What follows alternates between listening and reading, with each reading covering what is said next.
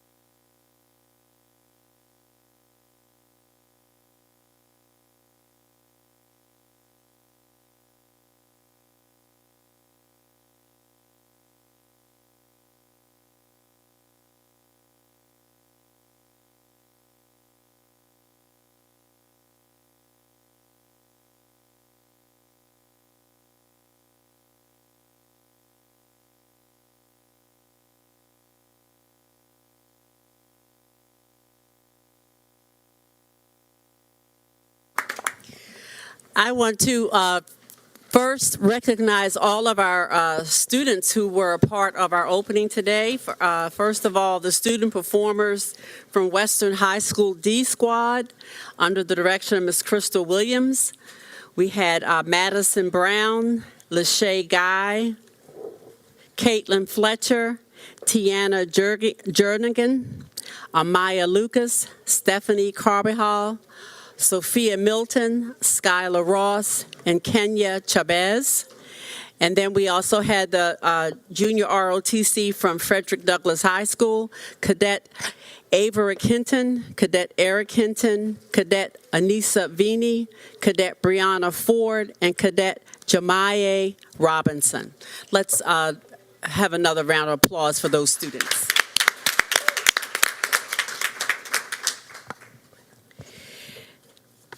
Now I'd like to call for a motion to open this meeting. Commissioner Richardson, is there a second? Commissioner Reed, all those in favor?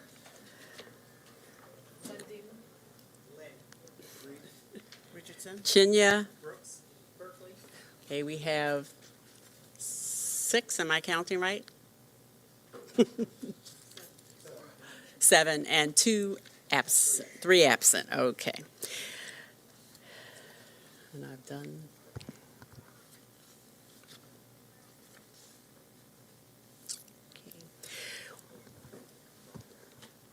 Okay.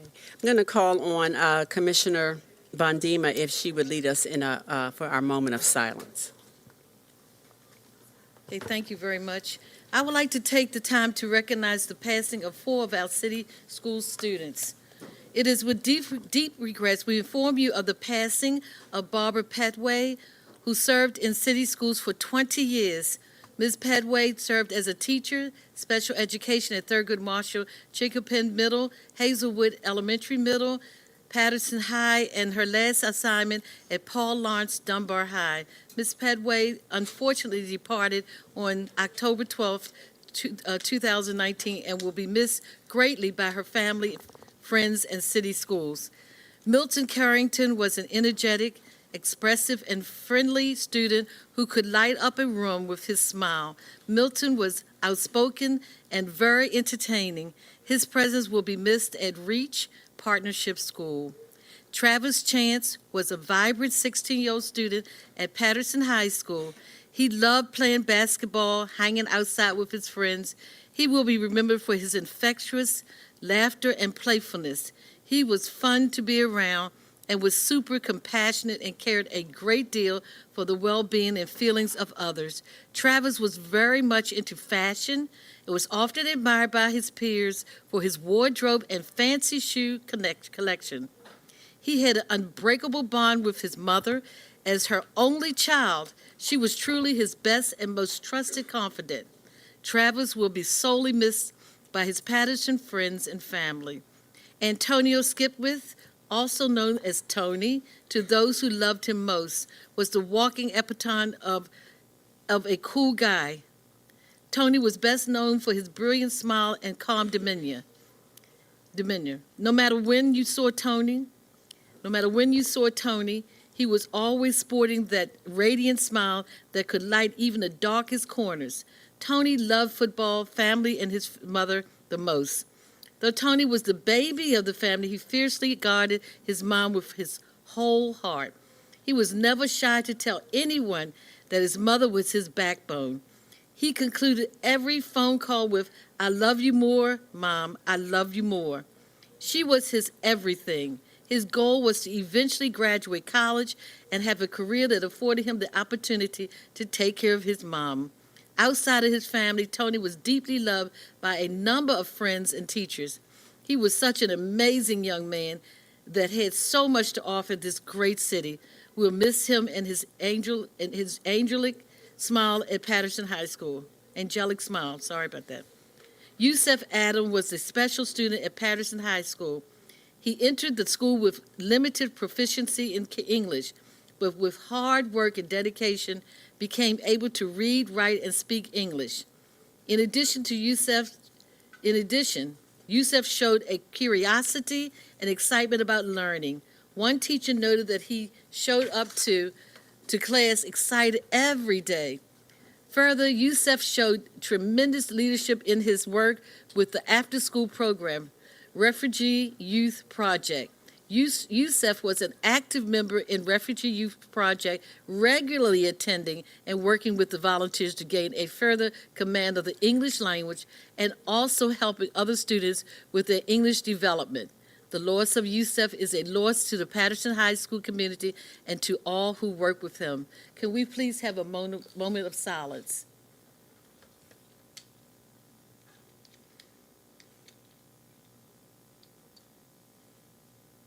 Okay, thank you very much. Thank you, Commissioner. And I think in addition to those students, we really need to also keep Patterson High School in our thoughts and prayers in the loss of 3 students that we announced this week. It is terrible for us to have to do this, but it is a reminder to us of the importance, I think, of the work that we do to try to help our young people. At this time, I would like a motion to approve the prior open session minutes. Commissioner Reed, second. Commissioner Berkeley, all those in favor? Richardson. Chinya? That's 7, 3 absent. Thank you. Now I need a motion to approve the closed session summaries. Commissioner Reed, second by Commissioner Richardson. All those in favor? Chinya. This time it is 6, 2 absent, and 3 absent, sorry, 1 abstention. 1 cannot vote. I'm going to get this by the time I get to the second semester, I promise you.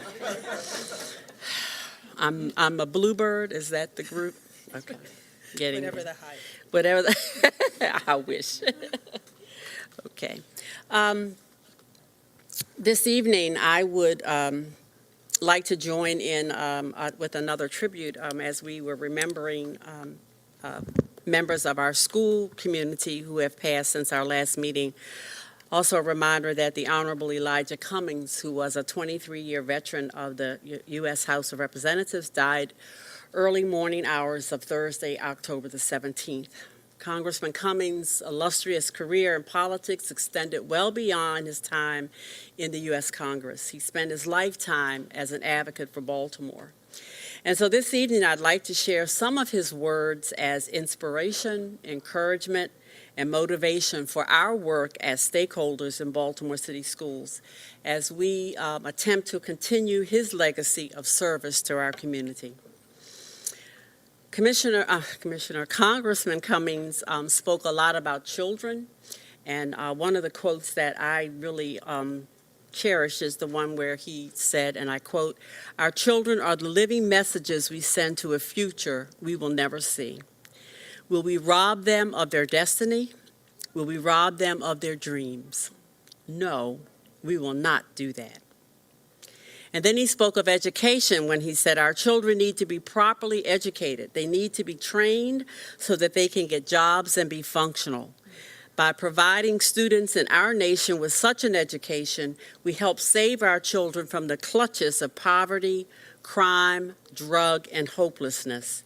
And we help safeguard our nation's prosperity for generations yet unborn. The Congressman also had a challenge to students. He said, whatever it is that you believe is stopping you from being all you can be, you need to change that right now. You must have confidence in your competence. Most people who are hating on you, they are not worried about where you are, they're worried about where you're going. And then finally, a challenge to us, I think, as adults. And recently, actually, the Congressman said, I'm begging the American people to pay attention to what's going on. Because if you want to have a democracy intact for your children and your children's children and generations yet unborn, we've got to guard this moment. This is our watch. And so I'm going to close with a poem that he often said at different events. And in fact, I think he used this his first meeting when he was appointed to the Congress. And it's that poem called Just a Minute. I only have a minute, 60 seconds in it, forced upon me. I did not choose it, but I know that I must use it. Give account if I abuse it. Suffer if I lose it. Only a tiny little minute, but eternity is in it. So on behalf of the Board of School Commissioners and our system, we say thank you, Congressman Cummings, and rest in eternal peace. Thank you.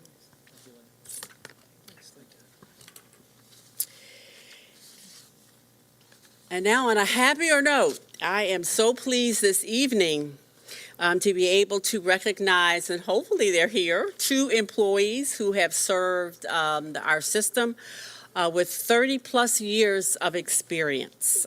If you are here and I read about you, please stand, and we have certificates for you and would love to acknowledge you.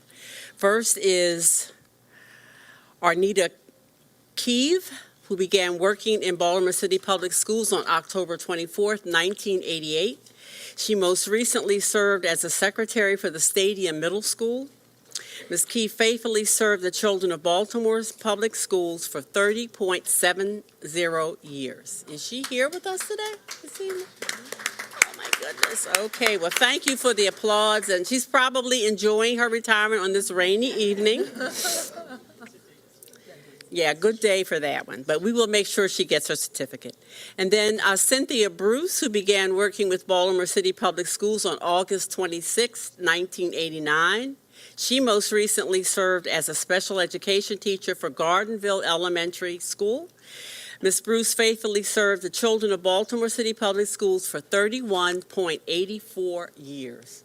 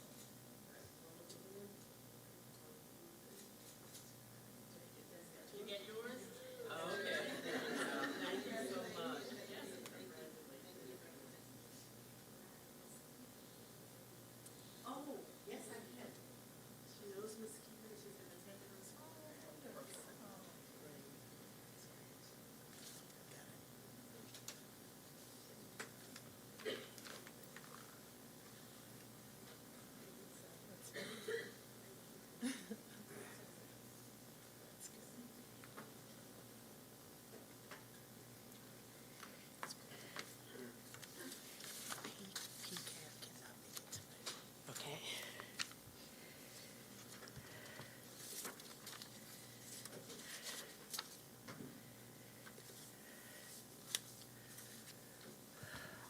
Okay, at this time, I would ask for a motion to approve the personnel and quasi-judicial matters. Commissioner Richardson, is there a second? Commissioner Berkeley, all those in favor? Richardson. Chinya? 6, 3 absent. Okay. And with that, I'm going to turn it over to you, Dr. Santalisa. Thank you, Madam Chair Chinya. It's good to be here with everyone this evening. I'm going to ask, I don't see him, so we may need to hold. Is Chief Grant Skinner here? New. Okay, so we will hold on this evening's PEP agenda until he gets here, so we'll wait on that. And I will begin the remainder of my remarks. First, an important part of our focus on student wholeness is encouraging our young people to become active participants in their local communities, our local government, as they engage in civic life. And one of the ways that we do that is through student voice, but one of the best ways really to achieve that goal is through preparing young people to exercise their right and responsibility to vote. I am therefore pleased and very grateful to the League of Women Voters of Baltimore City for their efforts in registering 190 of our high school students to vote as part of the National Voter Registration Day on September 24th. Representatives from the League visited 7 of our high schools, including Baltimore Leadership School for Young Women, Poly, Western, Carver, Baltimore School for the Arts, City College, and Patterson High School, registering, again, a total of 190 students. I want to give a special shout out to Baltimore Leadership School for Young Women, where 80 students were registered. Prior to the 2018 midterm elections, former President Obama said, "Don't complain, vote." I am proud of the young people who stepped forward to exercise the most important right and duty of citizenship, for which many, many people throughout the years have frankly given their lives. And I am thankful to the League of Women Voters for providing the service. I encourage all students and families to register and vote. And young people, if you are not yet of age to vote, we are charging you with bugging all of the adults in your life who are eligible to vote to vote. All righty. So with regard to the Kerwin Community Forum, I just want to remind everyone that this Thursday, October 24th, the Coalition for the Blueprint for Maryland Future, which is spearheaded by the Maryland State Education Association, MSEA, and Strong Schools Maryland, will be hosting a Kerwin Community Forum at Dorothy I. Height Elementary School from 6 to 8 p.m. Now, this is one of the only, I think the only Kerwin meeting that the coalition is holding in Baltimore City. They've been holding forums across Baltimore City, and I think it is incredibly important for us to make sure that we have a record turnout within Baltimore City's forum. So I want to encourage all families, young people, teachers, school leaders, central office staff to come out so that people know that here in Baltimore City, we are paying attention. We do support additional resources for our schools because we really are at a critical point in the work of the Kerwin Commission, and this is really a once-in-a-generation opportunity to fight for the educational funding equity that really has been so long denied to our city, our students, and our families, and I really do urge everyone to attend. I will just let you know I had a previous engagement out of town with the Council of Great City Schools, but I made sure that we were represented. I pre-recorded a message, so you won't get to see me live. Some of you are really okay with that, but know that I will be there in spirit with you, and I want you to know one of my proudest moments was 2 years ago when the Kerwin Commission first started this work, and there was standing room only in Polytechnic's auditorium, and we ended up that year, you didn't hear a lot about it, but for the record, we had the largest Kerwin gathering up until that time here in Baltimore City, so I just want us to continue to break records and continue to make sure our voices are heard. And then finally, I want to congratulate two of our talented student entrepreneurs from Francis Scott Key Elementary Middle School. And they are, and help me if I'm saying your name incorrectly, is it Giancani Masi? Did I say it right? Oh, maybe Giancani's not here. Okay. Well, Giancani Masi and Tyvon Clark, as well as their nifty coach, Ms. Deneen McDonald. Is Ms. McDonald here? No. Oh, we're good. We should have had you all come back. For their accomplishment in going all the way to the nationals of the Network for Teaching Entrepreneurship competition. And this is nationals. For any of you that know, NIFTY is a very competitive organization, and I think it speaks volumes of the entrepreneurial spirit that is Baltimore City and is clearly our young people. And despite the fact that Giancani and Tyvon were by far the youngest competitors at nationals, with the majority of 30 businesses represented by high school juniors and seniors. So I just want to emphasize that again. We had elementary, middle school students who made it to national division alongside high school juniors and seniors. That's from Baltimore City, by the way. They went all the way to the quarterfinals and generated a lot of interest in their Aqua app. So they developed their own app called the Aqua app. We will be inviting both, okay, this is why they're not here. We will be inviting both of our student entrepreneurs and their coach to explain the Aqua app and be recognized at an upcoming board meeting in the near future. But we are thrilled.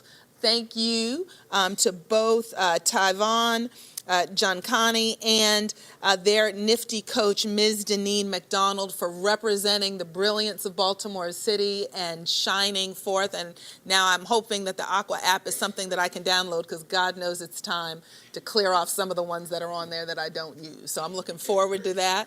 Congratulations. And I will now invite Chief Jeremy Grant Skimmer for tonight's PEP agenda. Chief.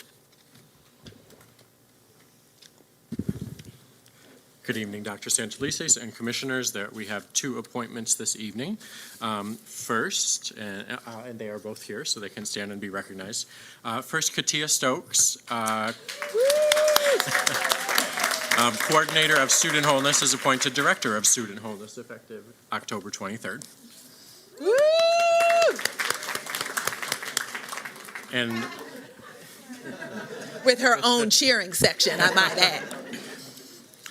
And second, Shashi Badula, Interim Chief Information Technology Officer, is appointed Chief Information Technology Officer effective October 23rd. So I want to congratulate both of them, both Ms. Stokes and particularly Seshi, who really has done a fabulous job. It is always a pleasure for me to be able, when we are able to promote candidates for top positions from within current district positions of leadership. Seshi Budala has been part of City Schools' information technology team for almost 19 years. Since October 25th, 2000, that's right. And you know what? He's such a gentleman, he doesn't remind me that he's been here longer than I have. Since October 25th, 2000, when he joined the district as a manager of IT support systems. In January 2013, he was promoted to Director of IT Support Systems, and for the past 16 months, he has served with distinction as Interim Chief Technology Officer. Data is critical to our ability to serve our students, and it is no exaggeration to say that everyone in the district, and frankly in the city, from the district office and school staff to classroom teachers, school leaders, our students and their families, rely on the ability of the IT office to maintain, support, and protect the integrity of our systems. Throughout his tenure as Interim Chief Technology Officer, Seshi and his staff have maintained a vigilant focus on protecting our systems and our employees from cyber threats, for which we are all grateful, particularly me, so that there are times when I have called or emailed Seshi and saying, okay, should I open this? And he immediately gets back and is like, absolutely not, Dr. S. Do not open that. And so as a result, he and his team have worked tirelessly. But if you have noticed, we have remained, thankfully, a protected data system, and when you have the data of families and young people, that is a weighty responsibility that he and his team take very seriously. At the same time, from Osmania? University? See, I should actually have him come up. And a master's in, so that one's not in India, right, Session?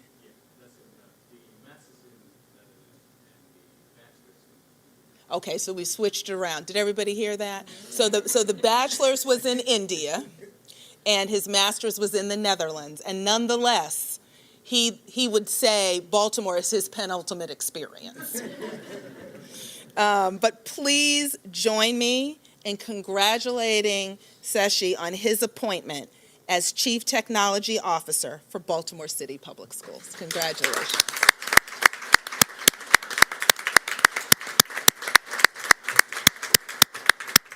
Very good. And with that, Madam Chair, I turn it back over to you.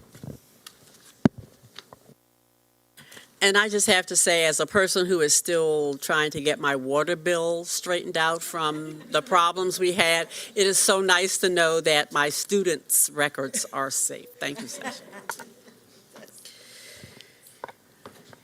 We are going to have an information item, and that's on perfect timing, the proposed academic calendar for school years 2021 and 21-22.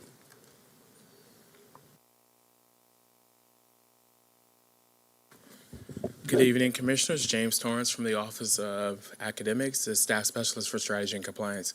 Please excuse me, I still have a cold. The proposed calendars are for school year 2021 and 21-22. This is our third year presenting two calendars. We started this when we had an executive order for Labor Day. Now we are continuing that practice, just like all the other school districts, proposing 2 calendars so that families and community can have feedback and also have a landscape moving forward. To give you an idea, we were given back our rights over our calendar in March through a General Assembly Act, and as of July 1, we set our calendar. Just to remind you of our general principles for our calendar, we want to maximize instructional time, optimize professional learning time, consider what makes sense for families, consider observation of multiple faiths, and also consider key testing windows. So MSD gives us our testing windows for school year 1. There are some calendar requirements that we must meet. There is the 180-day instructional requirement and 1,080 hours instructional requirement. We're not allowed to open up on Saturdays and holidays or Sundays, but we are allowed to do 3 hours to count for a school day. Outside of that, we also have our 10 professional development days that we program into the calendar as well. So our students have 180 days and our staff have 190 days. Also, we have our legally required holidays that we are given by COMAR. We continue to put those holidays on there, especially noticeable are the primary election and general election that are approaching. So we have a primary election, which is April 28th of this school year, and a general election of the following school year in November. Just a reminder of where we currently are. We are currently in a calendar that is a post-Labor Day start. We decided to move back to their pre-Labor Day start because of logistical and also what makes sense for families. Particularly, our families gave us feedback about affordability of summer camps, summer learning loss, and also for some of our low-income families, the hardship of paying for an entire month of childcare for just a few days into September. Considering the number of families that we serve, it was made the best sense to do what was in the best interest of not only our students, but also for their families. Other than before, we were going to switch back to our February professional development. After thinking about it and looking at past requests for school-based options, schools have been requesting to have staff return on that Monday and to have stipend them for that. We decided to move that day and create an entire PD week, which is 5 days instead of 4 days, which made sense because we're giving schools the option to do it. Also, this is another thing. Typically in February, we had a snow day that challenged us for that actual February professional development. So we wanted to make sure that we were being not only physically responsible, but responsible for what makes sense for our schools. And for the proposed calendar for academic year 2021, staff will return on August 24th. Schools will start on August 31st. We will maintain our winter break from December 23rd through January 1st. Spring break will be March 29th through April 5th. And then school will end for staff and students on June 11th. And then we have inclement weather days built into the calendar, 5 days to be exact. We average 5 days in inclement weather. Also, we have set out our actual professional development days. You'll notice that we have a 5-day PD week in August, and that there is no February professional development. In terms of quarters, we have 4 45-day perfect quarters. Do note that some of our schools do not follow this actual quarter date, but this is for the majority of our schools. Those schools will do it through an alternative calendar or school-based option if they want to change their days. In terms of holidays, this is how we would do it. In red, you're going to indicate the actual legally required holidays, but also we indicate for our staff at central office what days our offices are closed as well, so the public is aware of it.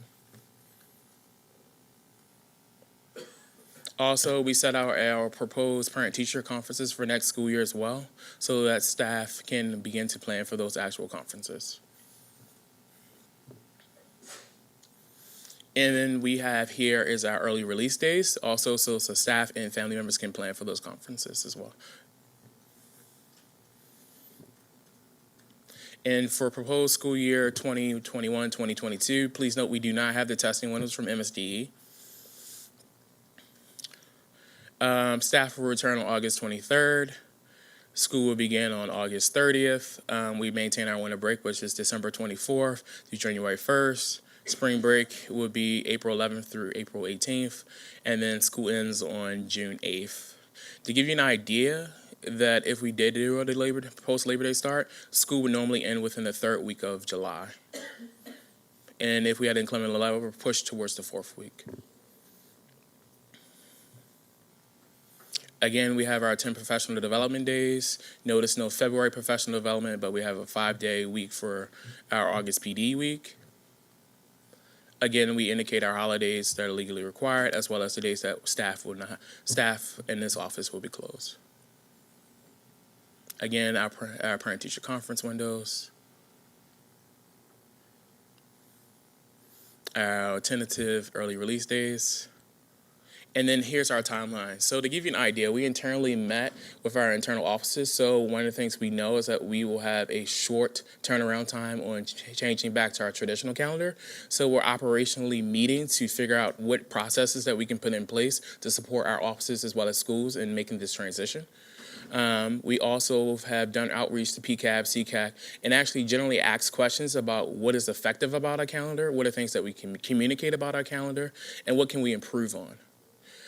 We also have a session tomorrow with BTU to discuss our calendar and actually moving the February Professional Development Day, because we understand that they did have a conference on that day. So we're actually talking and having conversations about this. We're also going to post a calendar this evening to our website, as well as we have tonight's board meeting and then the vote next month. We're trying to garner as much feedback as possible before we have a vote. Mr. Torrance, can I just ask, are you going to report back any themes in the feedback when you come back? Yes. Okay, I just want to make sure. Thank you. Any questions?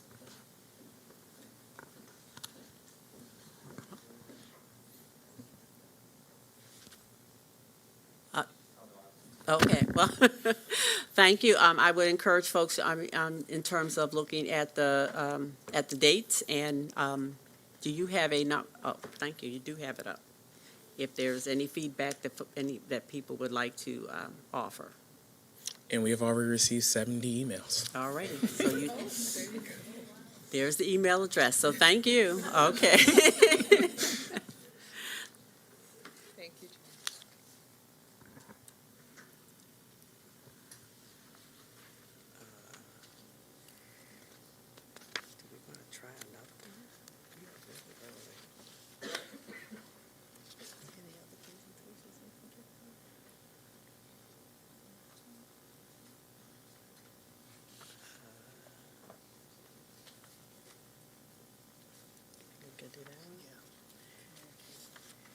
Huh?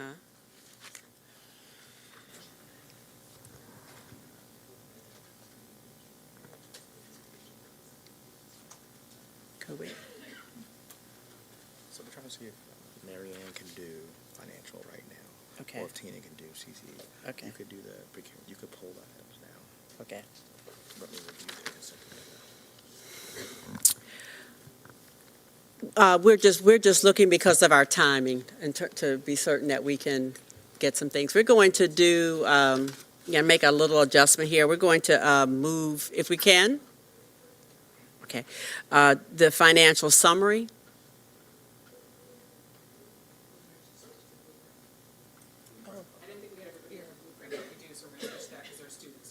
Oh, sorry. We will, okay. We will move and do the blueprint update. Thank you.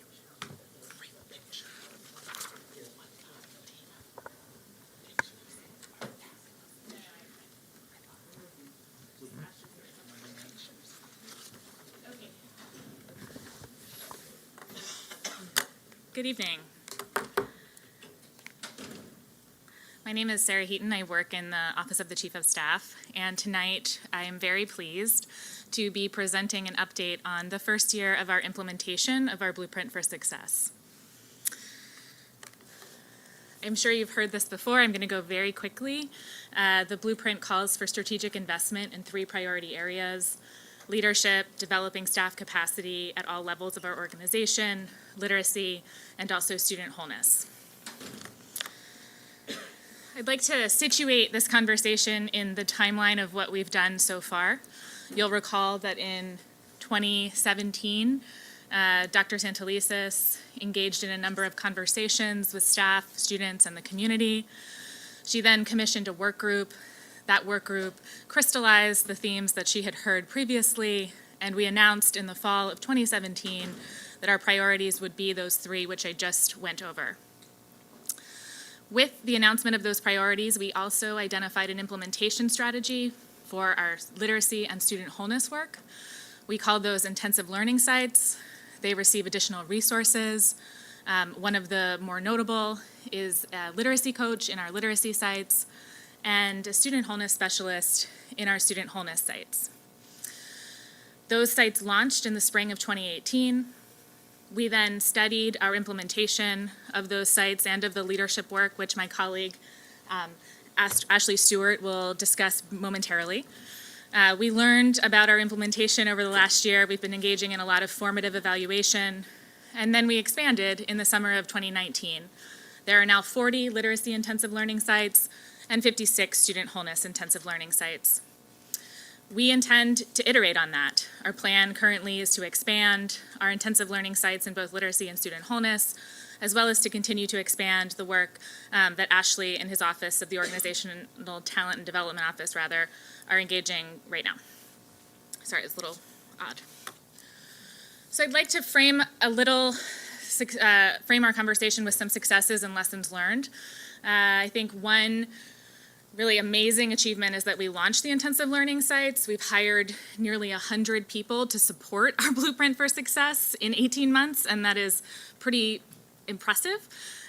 We expanded our cohort 2. That meant that we went through an application process for those additional schools. We have a number of new opportunities for staff to get better at their jobs, and we're really proud of that.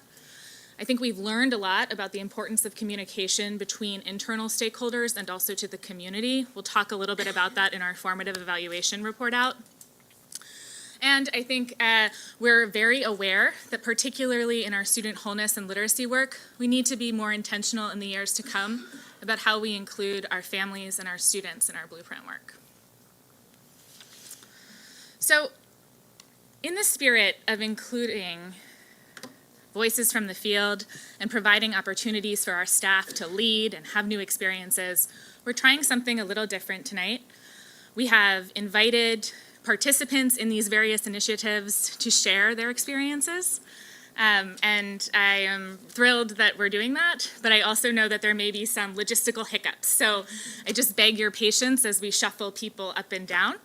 I'd also like to talk, after everyone has a chance to go, about the formative evaluation work that we've done at the intensive learning sites. We're focusing that formative evaluation work there because those intensive learning sites are a cost driver for the Blueprint for Success. And then I want to make a note that in another board meeting, either the next one or the following, I'm scheduling right now with Mr. Strake, we're going to come back and talk about some quantifiable goals for our intensive learning sites for the year ahead. Okay, so without further ado, we're going to start off tonight with the leadership portion of the Blueprint. This has gotten short shrift by being placed last in previous presentations, so I'll invite Ashley Stewart and team to come up. I'll grab another chair, and I'll just slide back here, okay? Yep.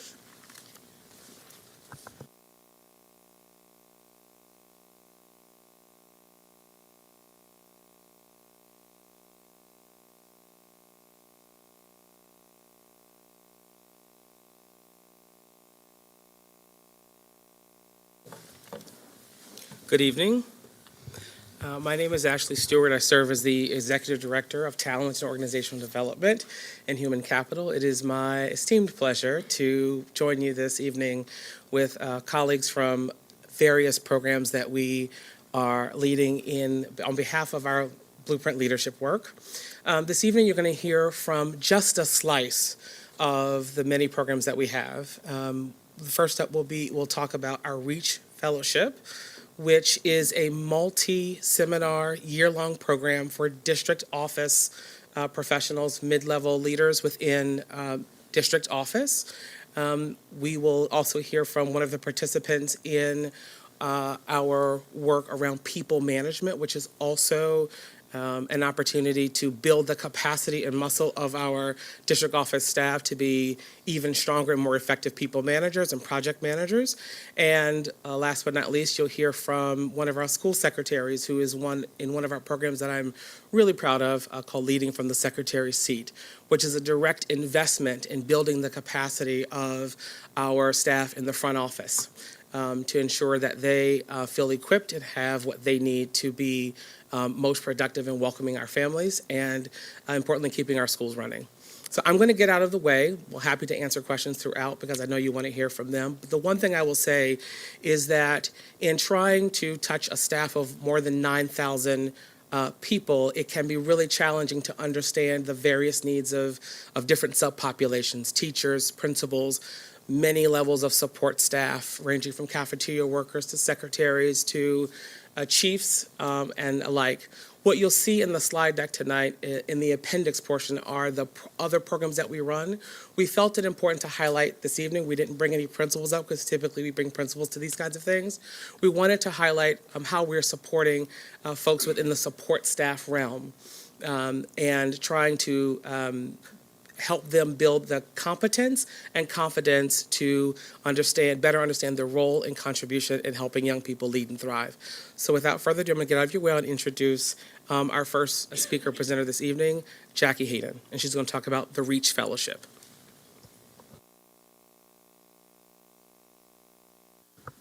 There it is. Good evening. My name is Jackie Hayden, Instructional Leadership Executive Director for Community Learning Network 10. I am a part of the REACH Fellowship. I love the learning community that has been built among leaders within City Schools REACH Fellowship.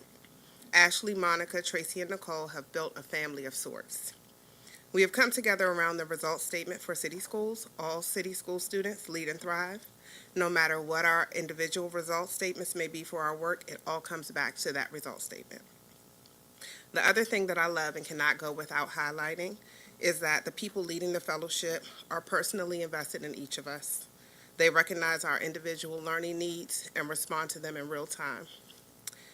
They say that they are always available to us, but more importantly, when I have needed them, they have proven it each time.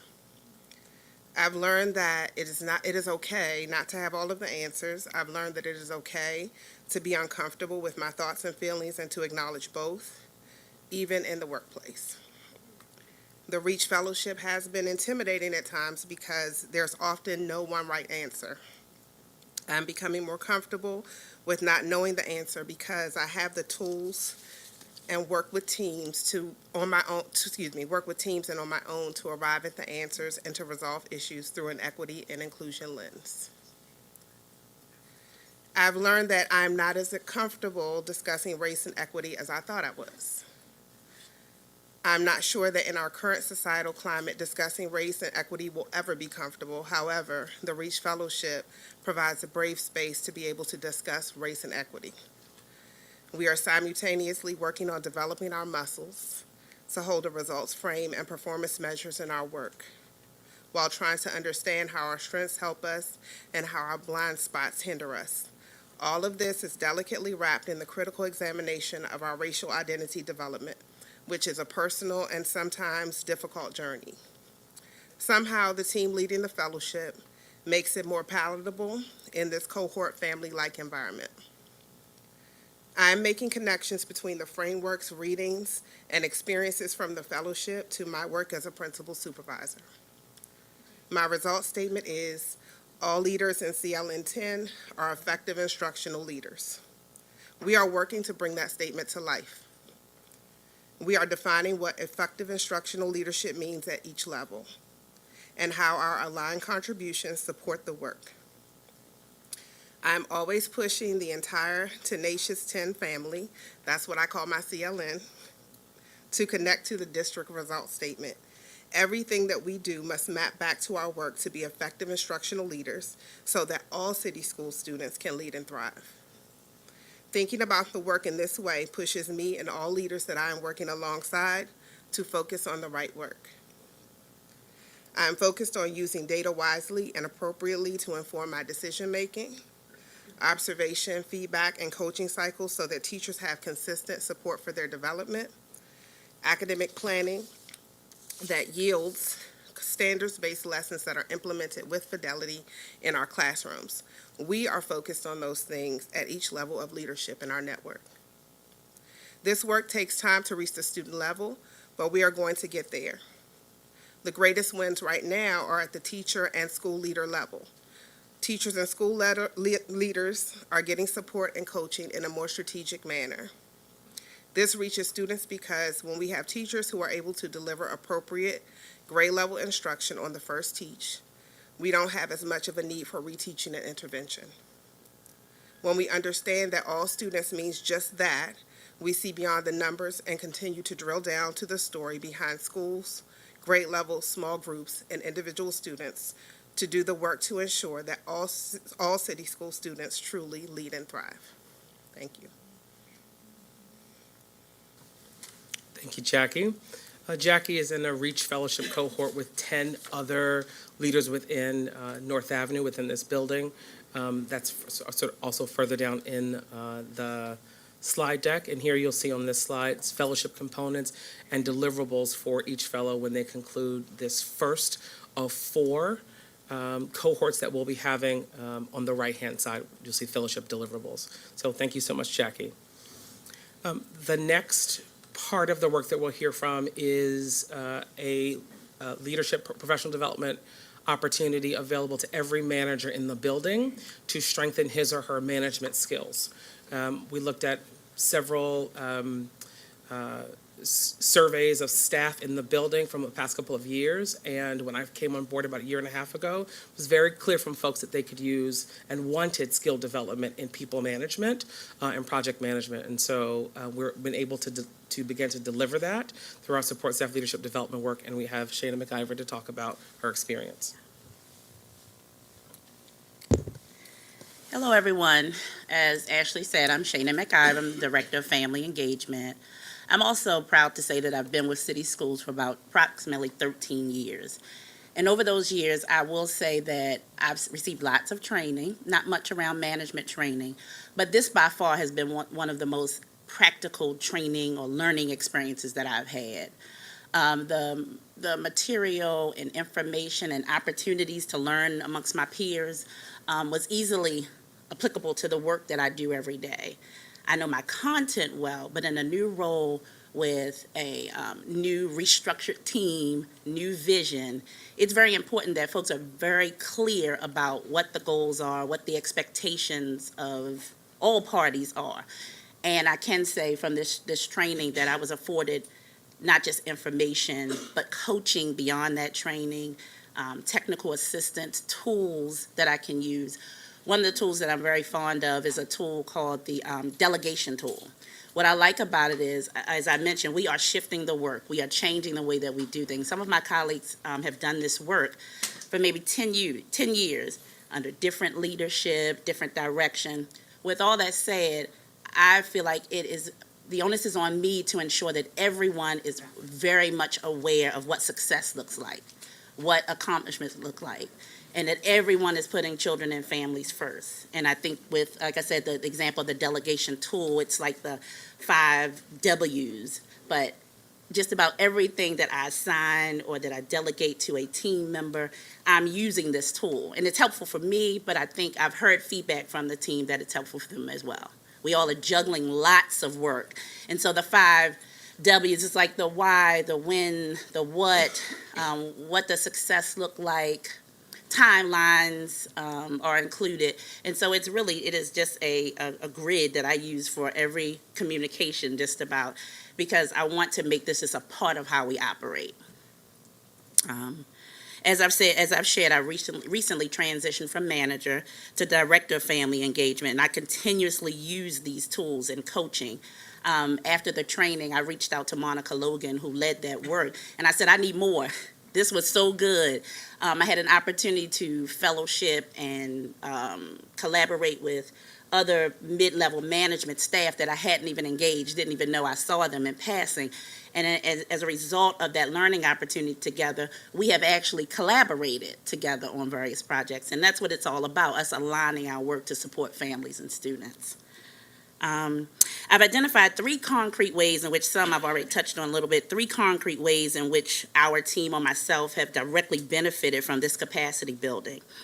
As you know, Chief High Hubbard is our new chief, and we're excited about the work we've restructured, and engagement, communications, and ECT are a part of one team. And while we all have worked together prior to that, the work looks totally different. There's a need to create synergy and just a way of doing things differently. And Ashley's team, along with Dion Medley and Monica Logan, have been, hook and sink, I think that's what you say, with us along the way, and helping us to create team building and vision-driven opportunities for our team. So that's one way. Another way is that my team, the family engagement team, while we've all worked together, I keep reiterating, work has to look different. We have to do things differently if we want different results. And so Monica, again, collaborated with a consultant from the people management team and came and did a team building exercise with my team. And you're talking about like unearthing things and really getting clarity around our whys, why we do this work. And so they are helping us to move from, a lot of this is hard work, but move from our heart to our hands, right? And making sure that we are meeting our goals and doing what we need to meet the needs of our children and families. And last, as I touched on earlier, I have been afforded personal hands-on coaching. So I can email Monica, I can email the consultant and say, hey, I want you to troubleshoot and help me think through these things. My colleagues are there, of course, but it's good to have someone else to provide some leadership coaching. And so I'll close by just saying that I hope this work does expand to more district leaders, and they have the opportunity to be privy to and benefit from such a learning opportunity. This type of sport can truly allow leaders to set their teams up for success, and that's what I feel like, that's what I aim to do, and that's what I've gotten feedback, again, from teams, because another strategy is check-ins and slicing the work. And so I've had opportunities to check in with our team. Is this helpful? Is this working? And that's the feedback that we're receiving, because ultimately we want to best serve our students and families. Thank you, Shayna. And this work is led, as you can see on the slide, in partnership with the Management Center. And last but not least, we have Martise Brown, who is the secretary. He'll introduce himself in a moment.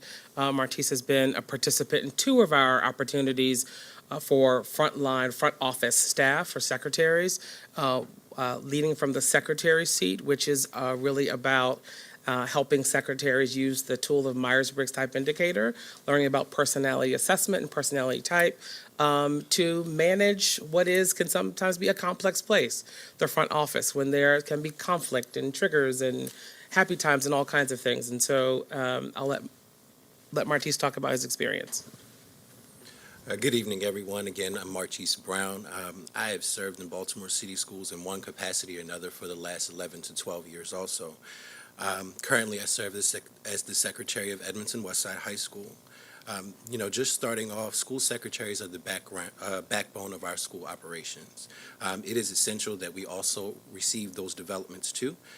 For the first time in my career as a school secretary, I had the opportunity to get out of the building and participate in not only professional development, but leadership development through the programs that Mr. Stewart just mentioned.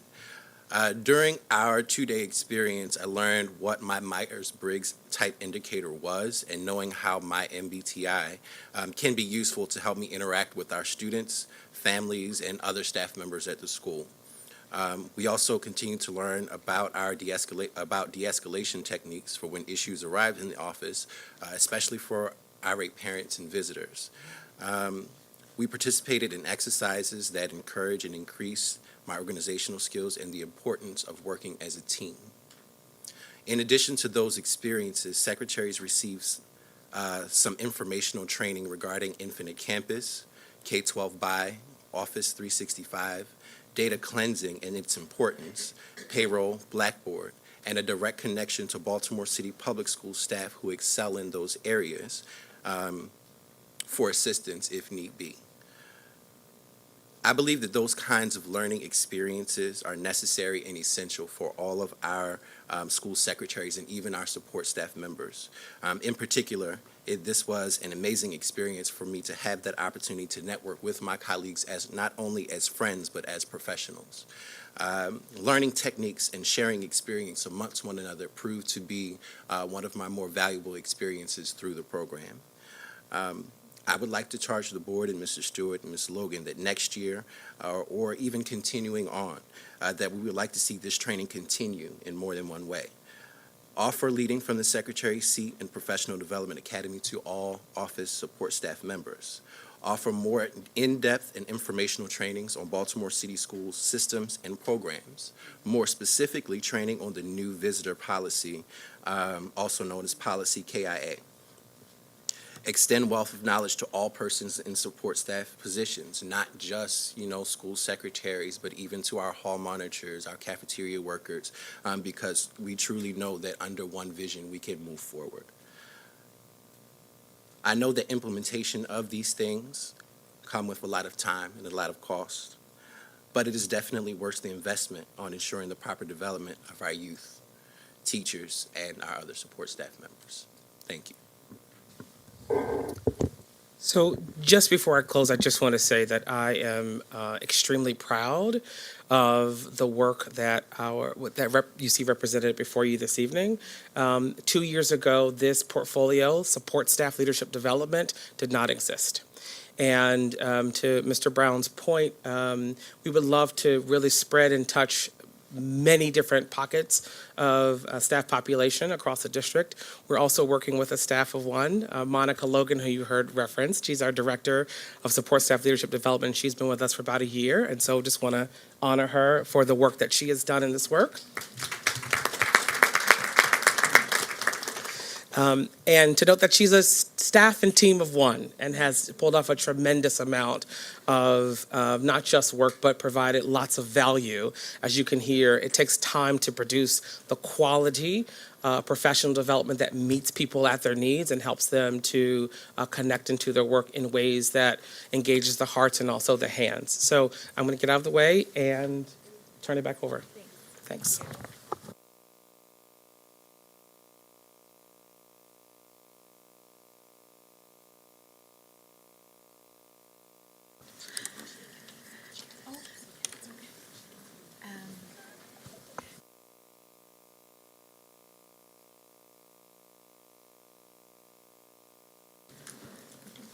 Great.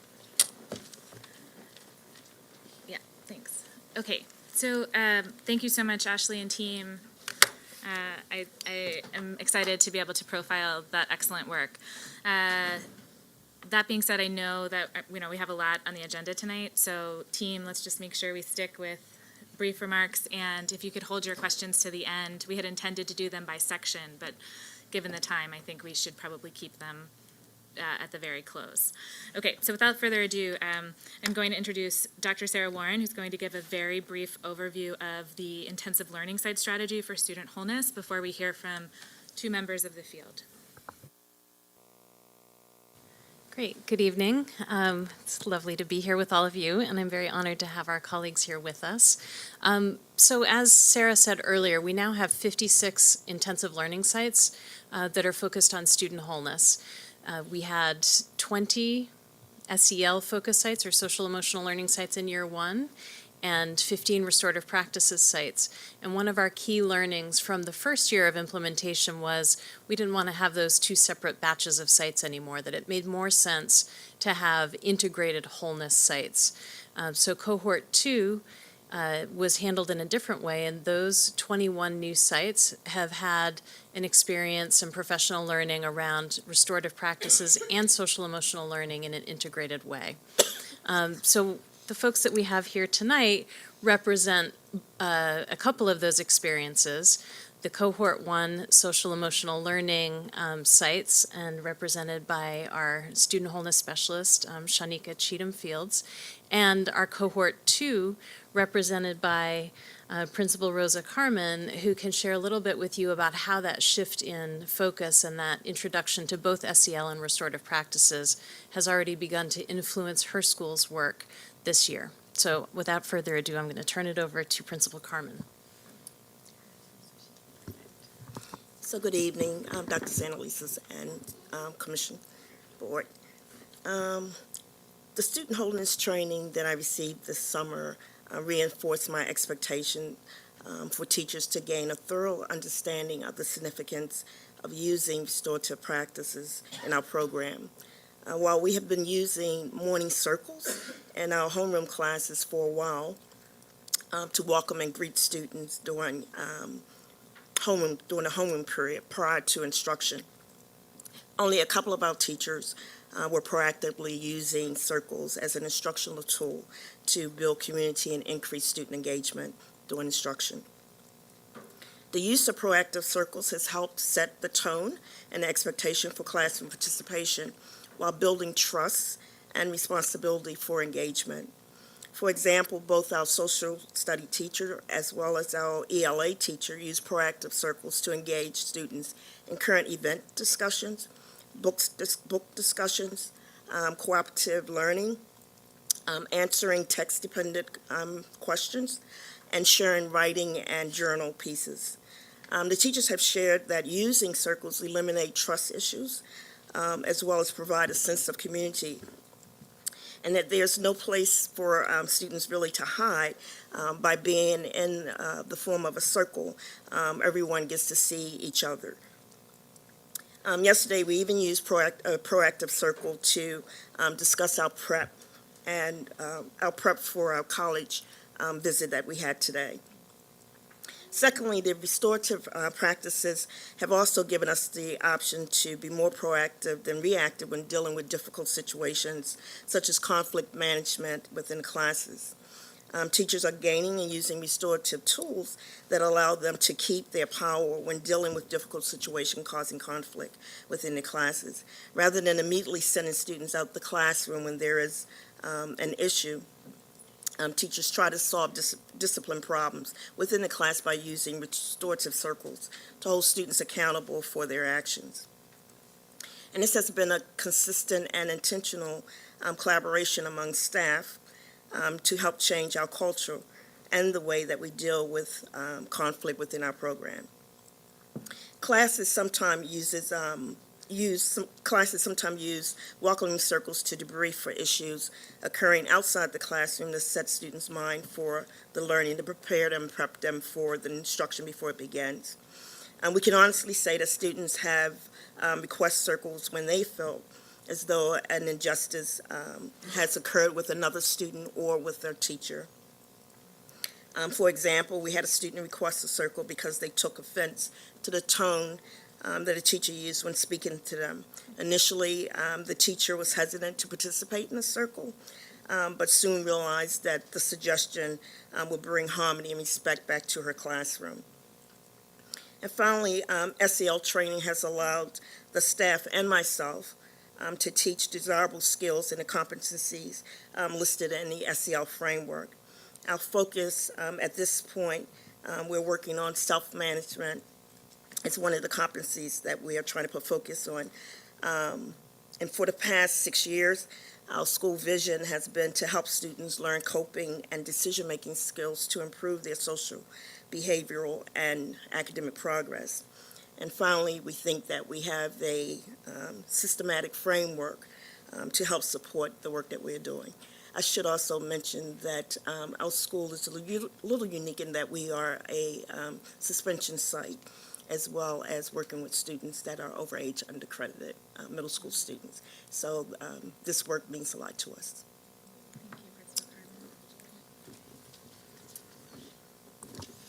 Good evening, everyone. My name is Shawnika Cheatham Fields. I'm one of the wholeness specialists at Collinson Square Elementary Middle. Each wholeness room and specialist is unique, but we all bring our passion for the children and the work we do. In my wholeness room, I pledge to serve scholars. In doing this, I'm their advocate, a listening ear, a nurturer, a resource of help, and their cheerleader. I view the wholeness room as a safe haven where students are able to work through problems or any concern they're having. They can identify their emotions, choose stations to visit, and feel supported by a trusted adult. Centers in my room allow students the opportunity to de-escalate and prepare for reflection. During the conversation, we encourage the students to share their challenges and find workable solutions. These solutions help improve their behavior and also address their concerns. They are taught to use core SEL competencies to align their strategy plan. The strategy plan is put in place as a form of accountability so the student can measure if they're meeting their goals. As the student wholeness specialist, I use the strategy plan to do check-ins also and monitor the students with their progress. If something's not working, we come back, revisit, and try again.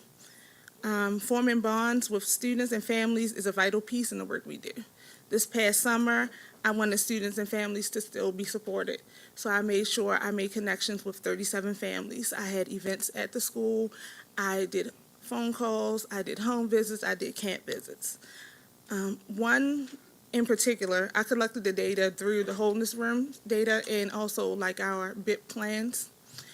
One student in particular, he was come see me every day, like maybe 5, 6, 7 times a day.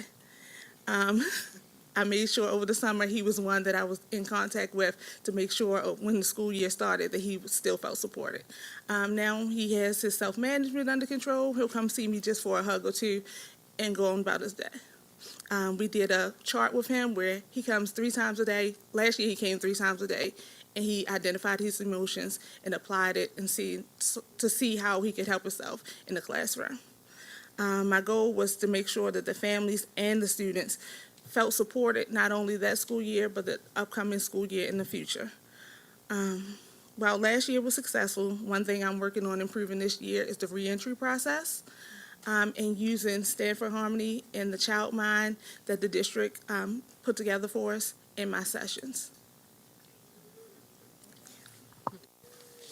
Thank you so much, team. I just wanted to note that, of course, this is only touching the surface of all the work that's happening, not only in the intensive sites, but across the board. So there will be a teaching and learning update on November 5th in case you want more detail. Yes, and as Ashley Stewart mentioned earlier, there is a more detailed update in the appendix of this presentation as well. Okay, so we're going to move to our literacy work. We're going to hear from a literacy coach and a teacher from Yorkwood Elementary. Alana Purvis is the literacy coach there. Janelle Robinson is the 5th grade ELA teacher. And in this case, Alana is actually going to run through the features of the intensive learning sites for us. The intensive literacy learning site experience includes opportunities to visit schools that are excelling in literacy instruction, additional resources to cover materials and interventions, and also a literacy coach like me to support professional learning and curriculum study for teachers. Regarding my work, I love being a literacy coach and seeing how I'm making a difference for the teachers and students at Yorkwood Elementary School. During planning, I help my teachers to understand the alignment between the curriculum and our standards, and the work is definitely making an impact at our school. Example, last year, our 3rd through 4th grade cohort went from 18% of students meeting expectation on PARCC in 17-18 to 31% of students meeting and exceeding expectations last school year. We're not there by any means, but we are on a good trajectory for more increased student outcomes with some time and persistence. Year 1 was really about capacity building and changing the culture of classroom visits. It definitely took us some time to establish what the literacy coach was supposed to do, what my work would look like on a day-to-day basis, and for my teachers to truly trust that I was there in a non-evaluative role to support their practice and improve their student outcomes. In addition to getting into the groove of coaching cycles, we had a new rigorous but much needed curriculum to implement. So last year was definitely full of a lot of change. However, I have built strong relationships with my teachers after taking time for us to define what our coaching cycles would look like, how the team could better support their practice and their students, and we're really off to a great start this school year. One thing I've noticed is that I have moved from being a teacher-centered coach, supporting teachers with curriculum implementation, to being a student-centered coach, focused on students, their growth, their goals, and skills they have not mastered yet. And one of our tools we use from the New Teacher Center is the Optimal Learning Environment tool, and it helps to drive this focus. This tool is designed to help educators better understand their students, deeply know the content that they're teaching, and to collaborate regularly in order to maximize student success. So we consistently and intentionally engage in coaching cycles using this tool. We collaboratively plan and prepare. The teacher teaches, I assess one-on-one with the teacher, and then we collaboratively analyze student learning and debrief. This is a critical move and development for our work as a school team, and I'm very proud of that work.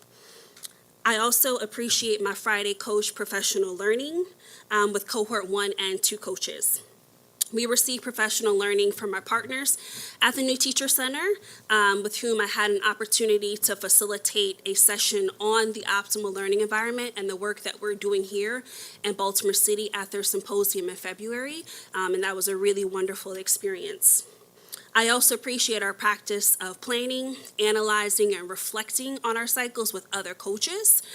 We are in the field by ourselves, so every Friday it's nice to be able to come together and really reflect on the cycles we're engaging in and get different expertise, just to be sure that we're continuously learning. Our coaching model is still in place as we enter into year 2. However, we're constantly working and thinking of ways we can better support our students, teachers, and schools. So I would like to invite my 5th grade teacher, Miss Janelle Robinson, to share some of her experiences. Good evening, everyone. Janelle Robinson, 11-year veteran with Baltimore City Schools, and particularly at Yorkwood Elementary as a 5th grade teacher. Just like Alana just shared, we are an intensive learning site, and that can be overwhelming in itself to begin with. And to actually have a coach to come with it was also intimidating at first. However, it was a growing and a learning process for everyone involved, including myself, along with the students. As Alana shared, in our collaborative planning sessions, she helped us to really focus in on those standards and stay in the standard at all times, and allowing our students to grapple with the work that was in front of us. I will have to admit, as a first-year teacher with the new curriculum, it was a lot to handle, to try to absorb what the written wisdom was putting in front of us with their timelines, and then placing in front of our students in reality. It has been a growing process. I will admit that it has made me a better teacher, because now I'm working more towards being the facilitator of learning and allowing my students to take more of a role in their learning. I'm also postured myself where it's okay to receive feedback and get better at your craft rather than thinking that you are one and done. And allow my students to also take that same risk and be open to those feedbacks and to make them a better student, a reader and a writer. I also had the opportunity last year to visit another school in New Orleans. They were in year 2 of their implementation. It was great to visit another site with the same student population, a little bit dynamic differences, but one of the biggest takeaways I took away from that was one teacher. She had an opportunity to meet with us after we visited their classrooms, and she said, let's celebrate what our students can do and not focus on what they can't do. And so that shed a new light with me and my students. Hey, let's celebrate what we can do, and let's just work to get better in all the other areas. And that included myself professionally. As we go into year 2, we have really grown as a site at Yorkwood with the coach and with our teachers. Speaking of collaborating, now we changed our model just a little bit. I work with a 4th grade teacher, and it is great, I have to say, because I'm getting her students. And for them to make the connections from last year to this year coming into 5th grade has been eye-opening. It's wonderful for us to sit back, share those glows with all those students who are really showing their growth in speaking and listening skills, but also can communicate what's happening in the curriculum. We are right now in fifth grade is heavy. I'm just gonna be honest. We have thick books, all modules. But I have to say, they are pushing forward and starting to enjoy talking about the books that we have in front of them. So I was apprehensive at first, but now I celebrate what we're doing with our students. And one of my biggest celebrations from last year was actually having students at the end of the year make a connection to a story we did at the beginning of the year. And that is to be celebrated, that our students can actually keep talking about the 3 books prior to the last book and make those connections. So I would have to say, with being an attentive learning site, having a coach, collaborating with other teachers, and celebrating with my students, I see us going in the right direction, allowing our students to be speakers of their own learning and to celebrate the small things that we can grow into larger things. Can you guys click off your mics? All right, thank you so much, Ms. Purvis and Ms. Robinson, for sharing your experiences this past year. We have a lot of really fabulous staff members in our district, and so it's a treat to be hearing from them. I'm going to invite up now a very special guest star, Mr. Noah Carter and Mr. Roger Lyons, who are going to talk a little bit about Be More Me, which we see as a central initiative to the Blueprint. I'd also like to ask Christina Ross if you could give just a 30-second overview of the Be More Me project. That would be great. As they're coming up, I just want to say to the folks in the audience, I hope that you are appreciating the presentation. We know that this is a slight variation to the scheduling in terms of the public comment. However, because we have students and some staff here, we really wanted to allow them the time for this. So thank you for that. We will get right to public comment when we finish this. But this is really exciting to hear from the field things that are happening in our schools. So thank you.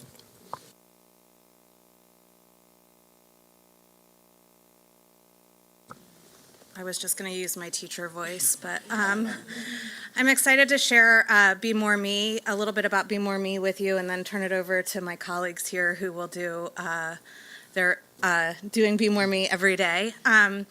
Be More Me is an initiative that lives in social studies curriculum in grades 6 through 11. It's a 3-week unit that offers students an opportunity to reflect on their identity and explore their values while also learning about the rich history, legacy, and realities of Baltimore. It is grounded in the standards. There's a lot of literacy and reading and writing in it.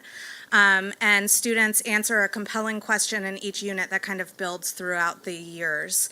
And then we're going to be doing some engagement initiatives to kind of break down the walls between the classroom and the community, including a speaker series and a student showcase that will be coming up soon. So I'd love to turn it over to Mr. Lyons, who is going to share a little bit more about Be More Me in his 6th grade classroom. Good evening. My name is Roger Lyons. I teach 6th grade at Hazelwood Elementary Middle School.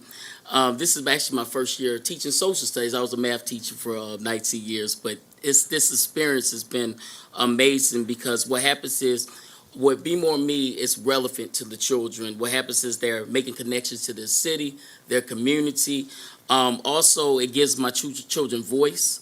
They get to pick their own interests. They're actually doing Who Deserves a Monument, here in Baltimore. And what I realize is that not only they find out what heroes are, they also see themselves as making differences in the city and the community already. And my students, they dig real deep into, and they also use various sources. It's a very rigorous curriculum. And the interesting thing is I see more writing in the social studies class than the ELA classes. So that gets me excited because it's really, you see the excitement, and also talking about digging into research. I have one particular child who's considered as an IEP student. They on the 1st grade level in 6th grade. However, when they did this research, they got confused. The student didn't talk to me. They got confused. And what they did was they called up one of their heroes. They interviewed them. and they was able to do the report by talking to that person. So what I realized is that this is taking us to a different level, even as a teacher, to see the different ways that children learn. I had also children who now I see that they designers, they're engineers, because they're able to build their monument. So you actually see the builders, the children building, and also and they don't even have that education, but they are, because you can see that in them. So it gives them options. The other thing I want to say about that is that I got many feedback about how challenging it can be. Because that's you survey them, you let them know what their experience is, and they talked about how challenging it was, but you saw how they had fun, they persevered. Again, and they now know how to not just write, but they also know how to defend their claims. So now I have children who you never really seen. They also, not even with that, they're taught through this program is also how to compliment each other, how to critique each other. So you hear the conversation in the rooms is changing, and also I'm becoming more of a facilitator instead of a teacher. And so what I'm going to do is I'm going to head and just introduce one of my students, Noah Carter, and I just said this is a great program. I said this earlier, 3 weeks is not enough time. However, it did start a great thing because I'm doing Natural History Day. Because of this program, we're doing Breaking the Barriers. So now they actually can use the same information to take it even further. So now I'm going to introduce Noah Carter. Good evening. My name is Noah Carter, and I'm in the 6th grade. I'm happy to tell you more about my monument to Antonio Michael Freeman. I picked him to have a monument because he has done so much more than just play football. He helped the homeless by giving 400 to 800 needy families food. He was born in Baltimore and went to Polytechnical Institute and Virginia Tech. I'm interested in going to Poly, so I felt connected to him. I also felt connected because he grew up on North Avenue and I live on the Alameda, not far from where he grew up. When I grow up, I want to be a doctor or a scientist so I can find a cure for sickle cell. So like Antonio, I want to give back and help people just in a different way. I love this project and I would like to work on more projects like this because we can learn more about the culture where we live, and I owe it all to Mr. Lyons for helping me with the project and helping me be a great writer.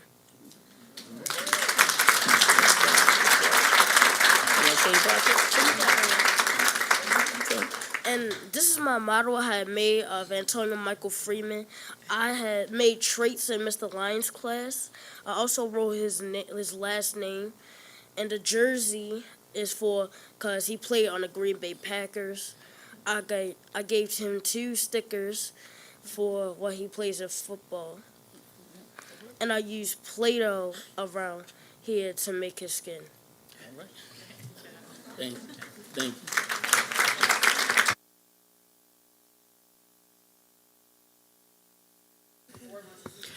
Noah, could we take a closer look at your monument? Do you mind? We won't break it, we promise.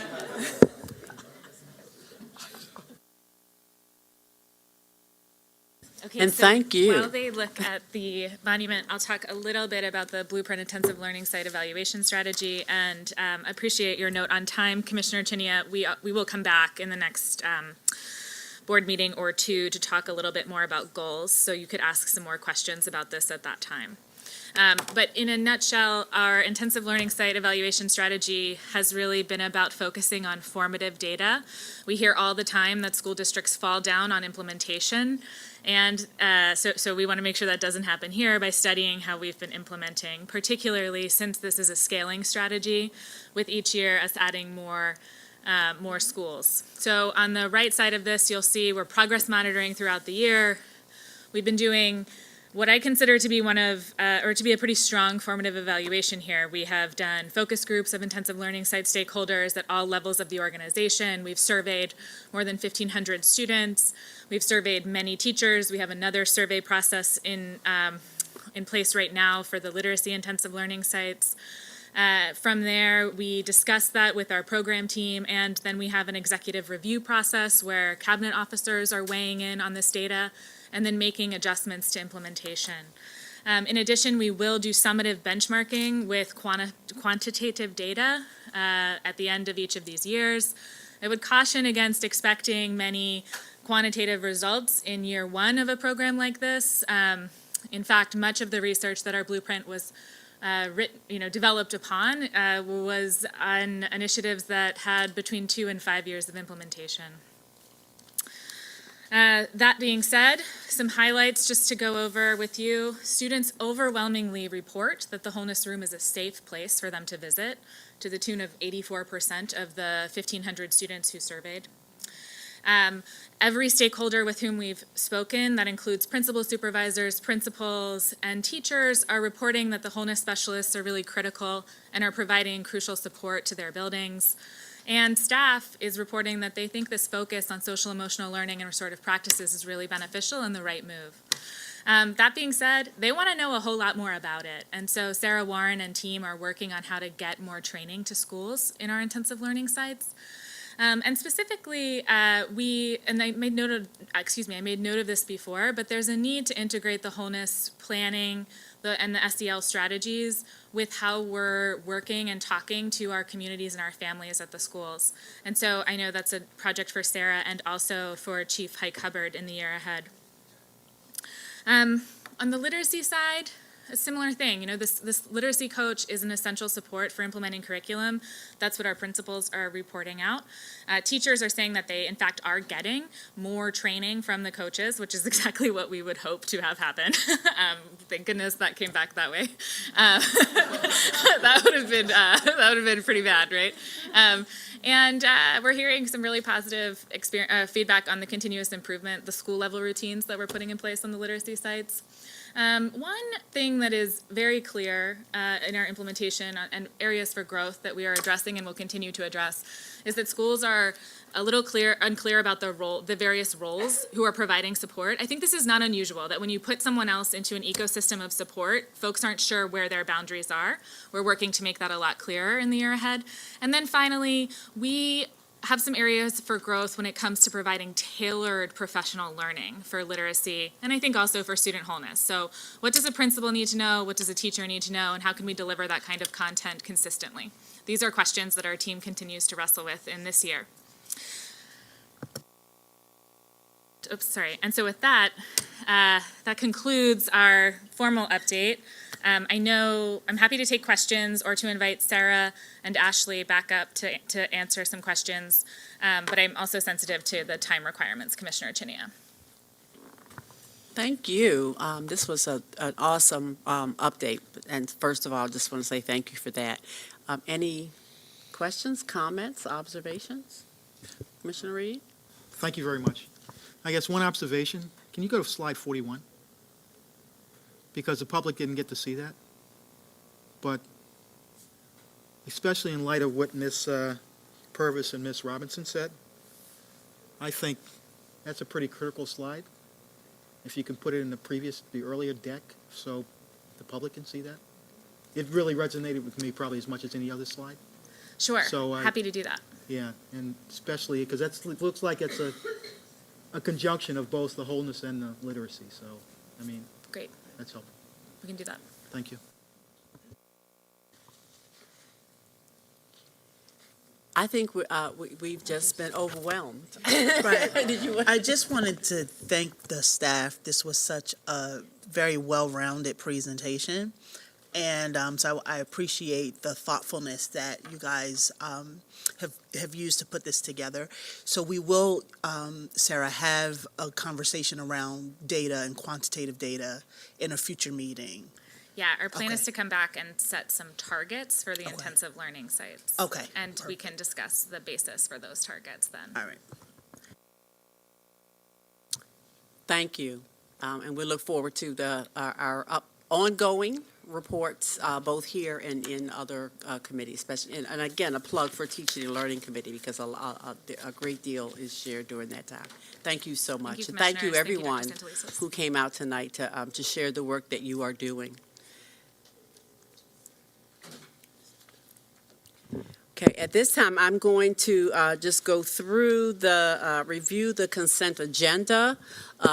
We usually do this. This is not a time where we will vote. We'll see if commissioners want to remove any items, and then we'll, prior to the public comment, and then we will return to this for voting.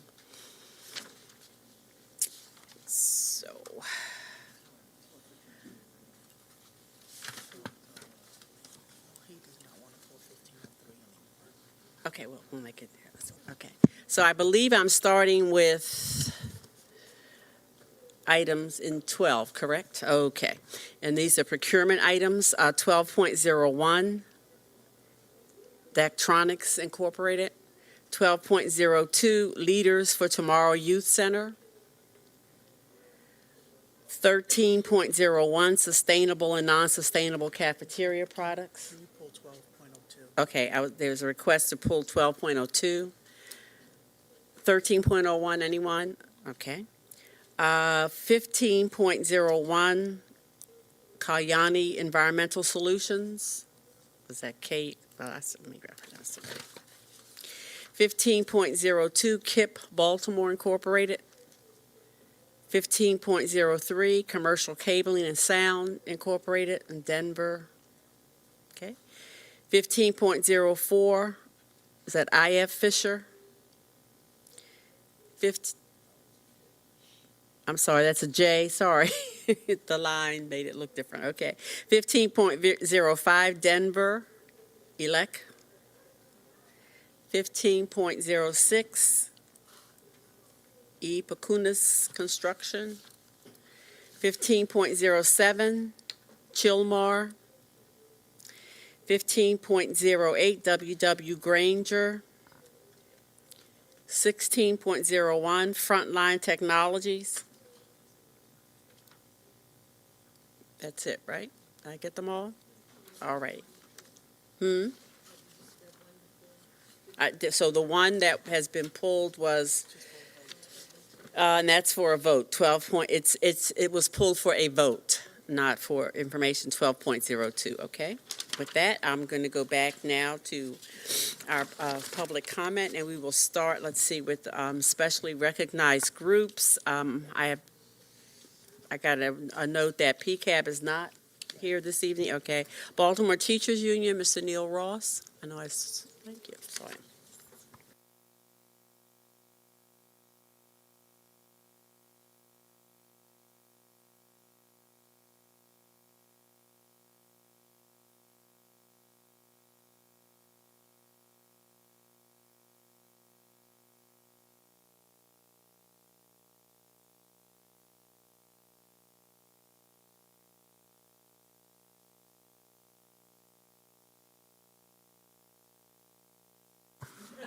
Does that green light mean something? Okay.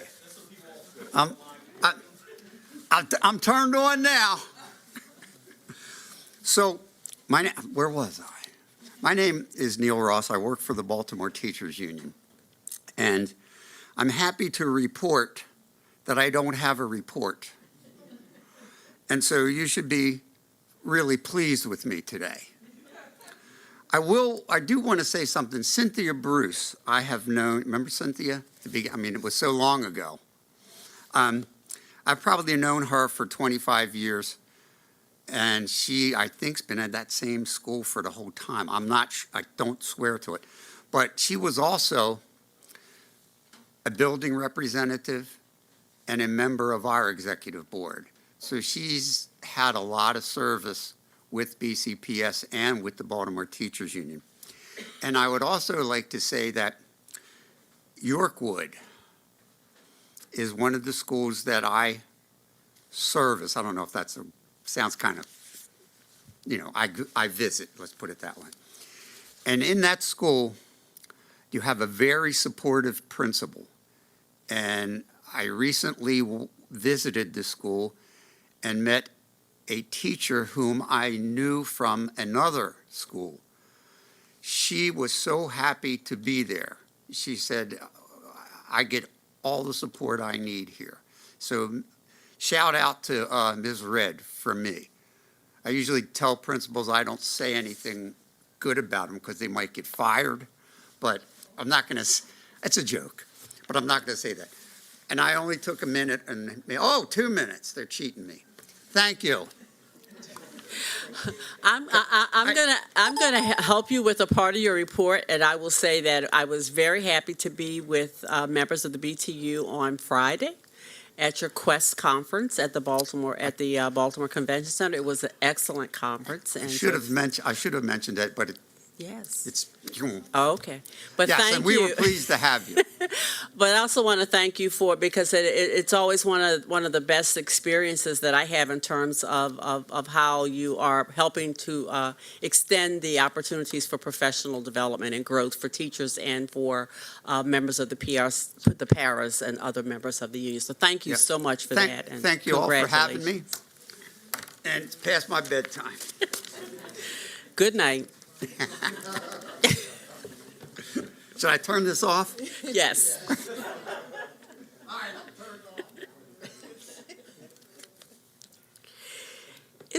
I'm just going to check, is anyone here from CCAC? Is Ms. Phillips, if she's not here tonight? Okay. So next we have the, thank you, I'm sorry. I was just going to the next person, Mr. Ross. I wasn't calling you back. Okay. Associated Student Congress of Baltimore City, is Kyrie Sykes here?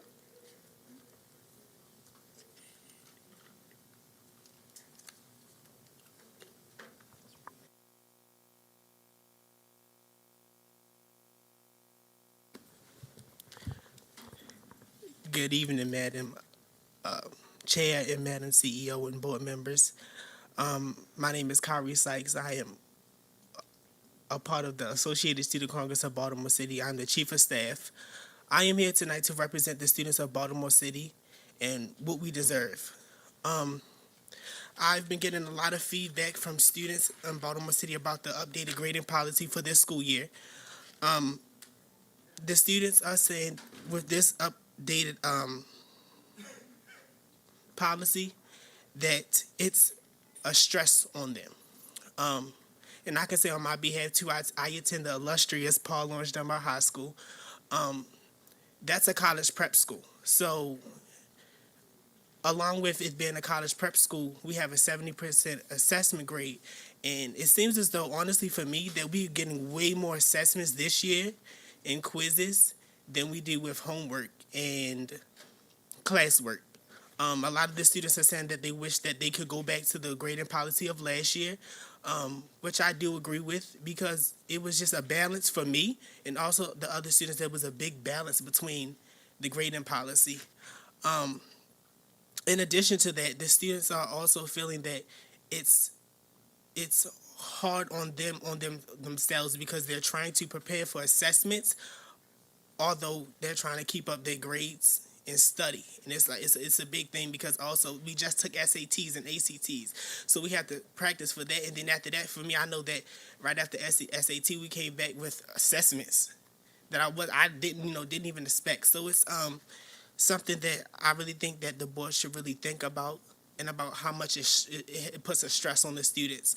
The students are really trying, and I can say that we are really trying. Even I spoke with many teachers and I spoke with principals of many other schools. They also said that the grading policy, they're not going to not do the grading policy because it's their job to implement it in their school building.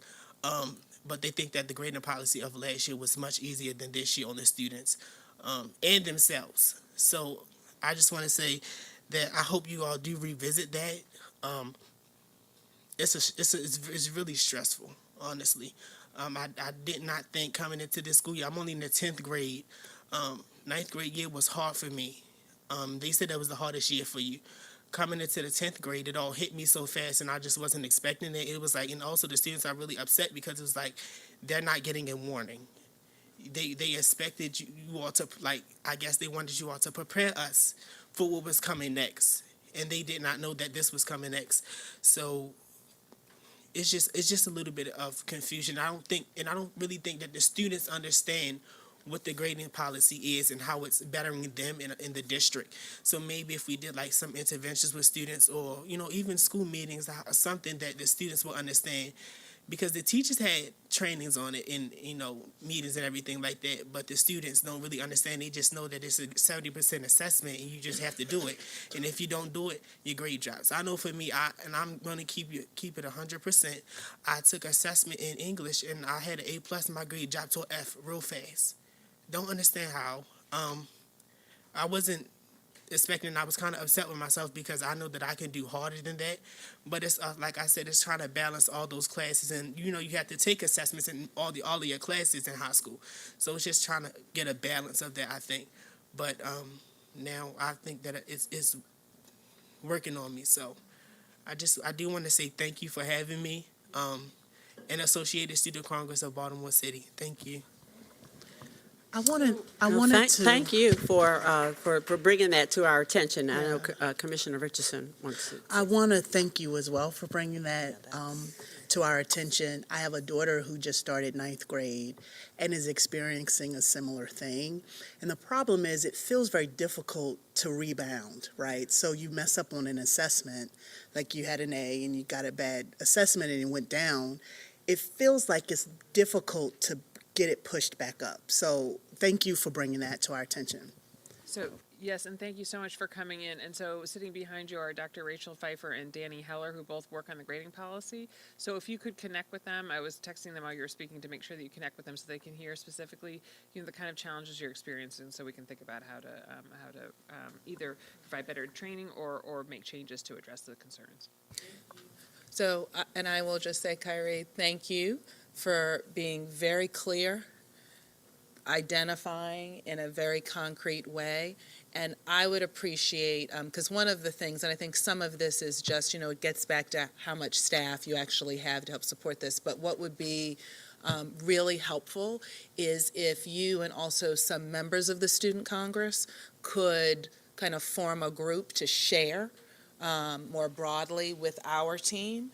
What are the kinds of supports that you think would make that transition a lot smoother and also help you all feel supported, whether it's things that we as the district can do or that we could advise at the school level that you need. So I just want to encourage you when you're having the conversation to not let it just be one conversation and to feel free to invite other colleagues, other students, that you lead as part of your organization to have the conversation. And thank you for bringing this in October so that we have time to put some supports in place versus waiting. And so, if I could get 200 leaders like you, we'd be coasting. So I just want to thank you for your leadership, your professionalism, your thoughtfulness, and just for really, frankly, leading from your seat. So thank you, Kyrie. I appreciate it. Well done.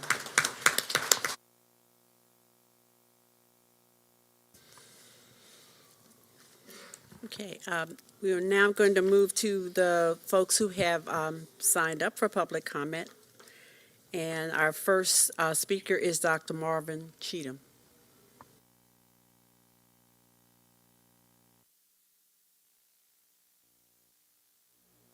Doc, where'd you go to college?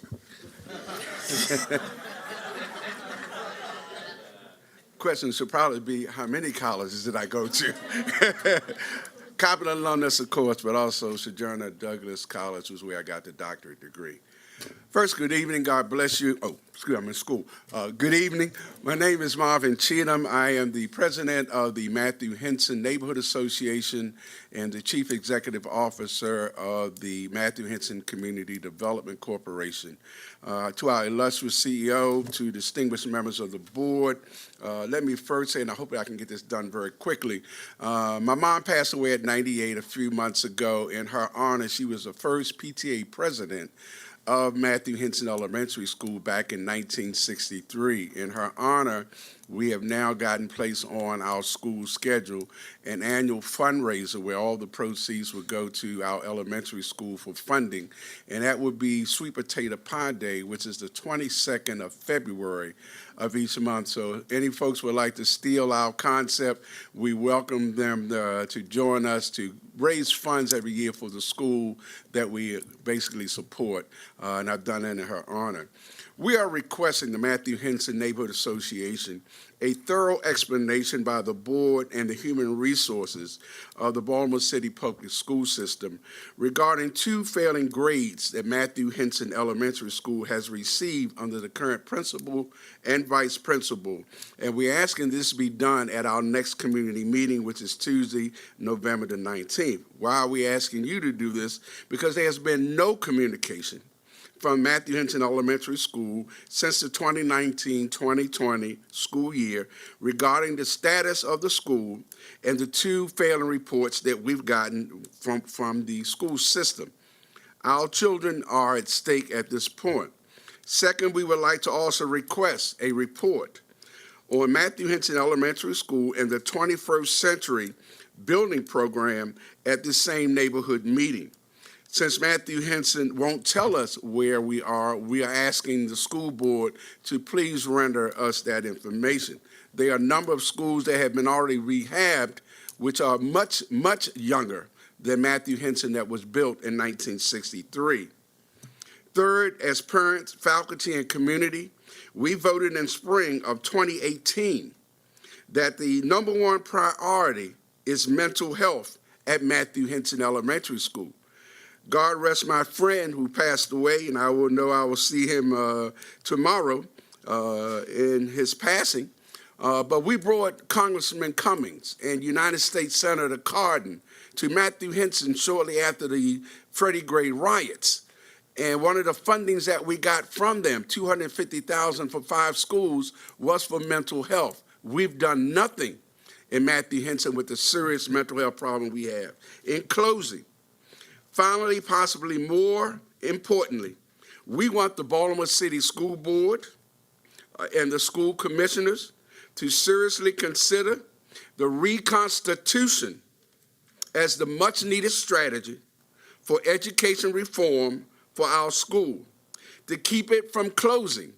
Unlike Westside Elementary School, unlike Gilmore Elementary School, unlike Roots and Branches, we are not going to wait till we get the notice that our school is closing before we wave the weird flag, as we did 6 months ago in this very boardroom, that our school is having problems. We cannot allow our school to be closed. And we ask that you seriously consider reconstitution. And I do have a document to give to you, as well as some links to articles that show the problems we are having with heat, with air conditioning, with leaking water, with retaliation by the principal and vice principal. We are begging you to seriously look at the problems of our school. Thank you for listening. Thank you. Yes, Mr. Gant's going to get those for us. Thank you so much, Dr. Cheatham.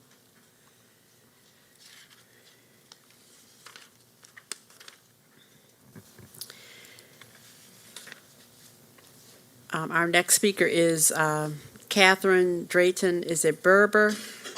Barber, I'm sorry.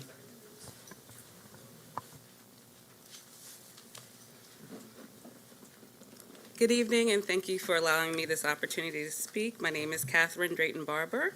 I'm a committed educational specialist from the Office of Specialized Instruction and a proud parent of 2 students that attend Baltimore City Public Schools. MSDE states that the number of students with special needs being educated for a majority of the day in self-contained classes, these are classes with only students with disability, also referred to as LREC, is not to exceed 10% of this demographic group. Research says that students placed in LREC have a higher rate of dropping out of school. Also, students in LREC, or students who drop out of school, have a higher rate of incarceration. As previously stated, the state says we are not to exceed 10%. Baltimore City is currently at 20% of their students with special needs being educated in LREC. To make matters worse, a majority of these self-contained classes are multi-graded, meaning that a class for students with disabilities will have students of varying grades in the same class at the same time to receive their assigned grade level curriculum. I have witnessed a special educator attempt to instruct literacy for grades 1 through 8th during the same period. I have received requests for help from special educators needing support with how to provide math instruction in a class with grades 1 to 5 at the same time. I have talked with several students that have teachers that have classes with students with grades 3 through 8, with other students with disabilities dropping in throughout the day to receive resource intervention. Most of these students in these classes are African American, identified to be diploma tracked, and are required to receive instruction at their grade level curriculum or standard. Sadly, this common practice that is occurring in a majority of our elementary and middle schools of the multi-graded classroom goes against the state targeted goal, goes against the state's guidance that specially designed instruction is an addition to a strong first teach of the student receiving their grade level curriculum, and is a violation of Part 3, Section C of City Schools Equity Policy. This practice is not the trend in neighboring LEAs. The Office of Special Ed and Teaching and Learning have given guidance and learning opportunity to teachers of multi-graded classrooms, but the biggest issue is why do city schools continue this practice? Why do we continue to believe that every individual school is to provide the continuum of LRE placement, unlike neighboring districts? Please understand that this is not just an Office of Special Ed issue. Multiple offices have created this learning environment for the most neediest 15% of our student population, and it will take the Office of Special Ed, Human Capital, Teaching and Learning, and the Office of Schools to first make a clear statement that multi-graded classrooms for students with disabilities who are identified to be diploma track is unacceptable. And it will take each of these offices to ask themselves, what role will they play in solving this inequitable practice so that all students will lead and thrive? Thank you. Thank you.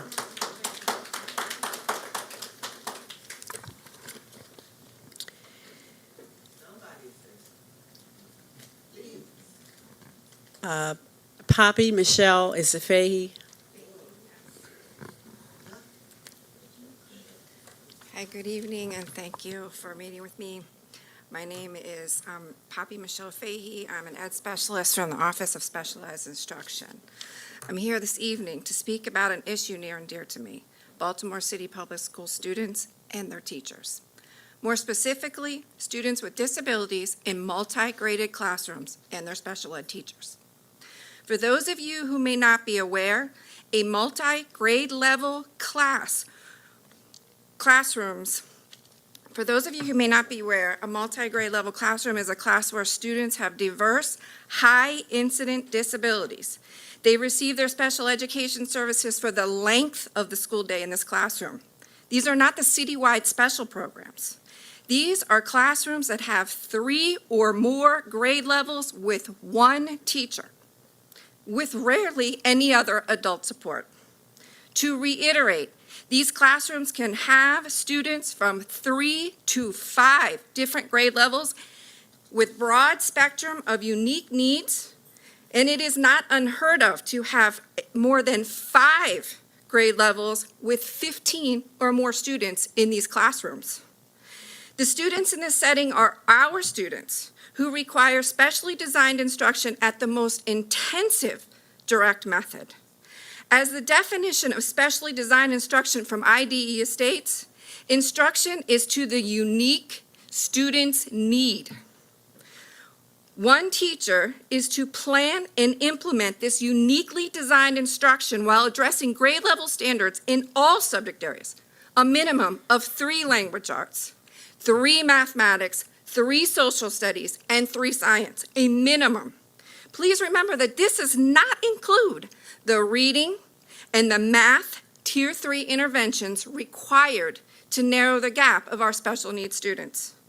For our teachers, if planning for the minimum number of grade levels that I had stated before, which is 3, this is at least 60 minutes per grade level for each standard subject, 120 minutes for math, 120 minutes for language arts, 120 for social studies, and 120 for science.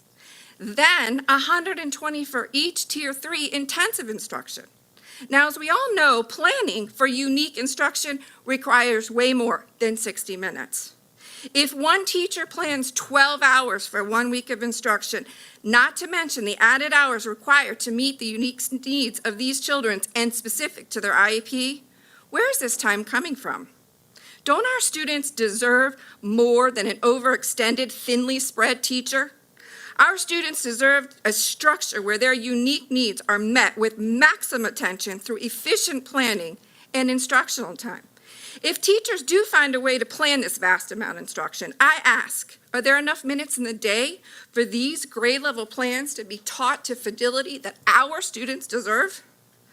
Is there something that goes without? Are there students getting brief overviews of subjects that require deep dives and maximum explicit instruction? I am asking that this structure of self-contained multi-grade level be considered a critical area that we address in our school system. Don't our students deserve it? Thank you.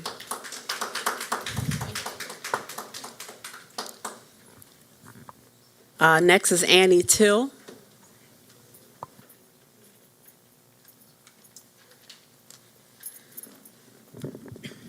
Good evening, school board members. My name is Annie Till, and I'm an extremely passionate special educator.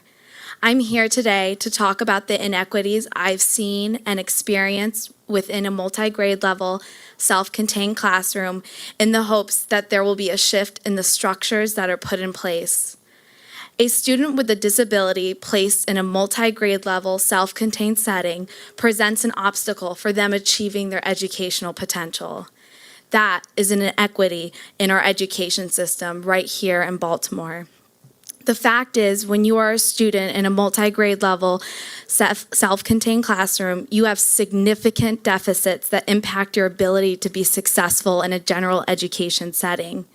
These are our neediest students, our lowest performing students. They deserve and need continuous access to their grade level general education curriculum in the form of specially designed instruction and research-based interventions to close the gap.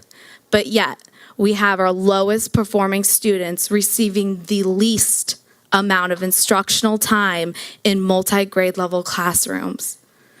Due to the needs of having multiple grades in the same classroom, the students are not having teacher-directed lessons with their grade level content curriculum on a daily basis. Sometimes it is every 2 days for 2 grade level classrooms. Sometimes it's every 4 days for 4 grade level classrooms. This doesn't even include the implications for the teacher in terms of intentional planning and adapting curriculum to close the achievement gap, as well as not having the opportunity to collaborate in their building and plan with other multi-grade level classrooms like our general education peers do. Our general education students receive 90 minutes a day for ELA in their ELA block and 90 minutes a day for their math block. When you are a student in a multi-grade level classroom, you do not have access to these same time blocks. That self-contained teacher who has to teach each grade level curriculum that is present in their class, as well as ensure that the students are receiving their research-based interventions to continue the work to close the gap. This needs to happen at least 3 times a week for 30 minutes for both their reading intervention and their math intervention. Depending on how many grade levels you have in the multi-grade level classroom, you may have 3 different reading intervention groups and the same for math, impacting that precious academic block time. So within that same 90-minute block that our general education peers are teaching ELA and math, our self-contained multi-grade level teachers need to teach one of the grade level curriculums within their classroom and their research-based intervention, and then rotate the next day with another grade level curriculum and another intervention. And this rotation goes on for however many grade levels you have in that classroom. As the numbers of rotations increase, the access to curriculum and interventions decrease as the number of grade levels increase in the classroom. It is well known that our general education students far outperform our students with disabilities on state tests like PARCC. Perpetuating this gap, this practice of multi-grade level classrooms does not help to close that achievement gap. This is a district-wide issue. By allowing this to continue, we are not addressing equity. This does not ensure equitable access to education services and inclusion for students in all academic indicators, as indicated in the equity principles. My concern is the role we are playing in the trajectory of our students who are in multi-grade level classrooms. Who is really losing out? There needs to be a shift. What role can you play in stopping this inequity? Thank you for your time. Thank you.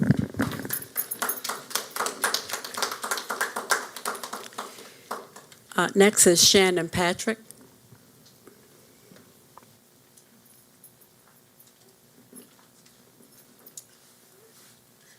Hello, I'm here to wrap it up for talking about multi-grade classrooms. So my name is Shannon Patrick. I'm a special educator at Hartford Heights, and I'm also concerned. So teaching in multi-grade classrooms is an impossible task. So let me go over a typical scenario. So imagine teaching 3 different grade levels and teaching each grade level their science, social studies, English language arts, math, phonics, and health contents. Don't forget about your research-based interventions. Also, you only get 1 hour of planning time each day, if that.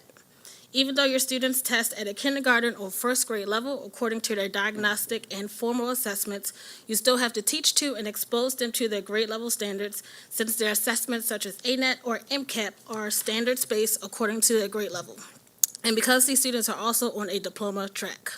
So now it's time to teach. Eureka Math recommends that lessons should be taught in 90-minute blocks. When you teach 3 or more grade levels, there's not enough time in a day to teach each grade level for 90 minutes. So within that 90-minute block, you teach each grade level to their grade level content for about 30 minutes each day. When students are not with you, they're either on a computer, completing a blended learning activity, if technology is available, or completing independent work on their instructional level. Essentially, when students are in multi-grade classrooms, they are losing over 60 minutes of instruction compared to their non-disabled peers. The same concept applies when teachers have to teach more than 1 grade level of wit and wisdom. The students in our schools who have the greatest academic needs are getting the least amount of instruction because of scheduling and unrealistic expectations. To sum it up for you, the amount of time that teachers have to teach grade level instruction is limited. There's not enough time to cover all of the material needed in each lesson and stay on pacing. Multi-grade level classrooms are constantly being compared to single-grade classrooms because special educators are held to the same expectations as general educators. To put it in a context, as multi-grade special educators are expected to teach all of the curriculum for all the grades in one class for every single subject they teach while keeping up with school-wide pacing expectations. Teaching in a multi-grade classroom means more planning, more preparation, more organization, and many times less support because most mentors/administrators don't know how to support a teacher teaching 3 or more grade levels at one time. So I pose this question: what role can you play in stopping this inequity? Thank you for your time. Thank you.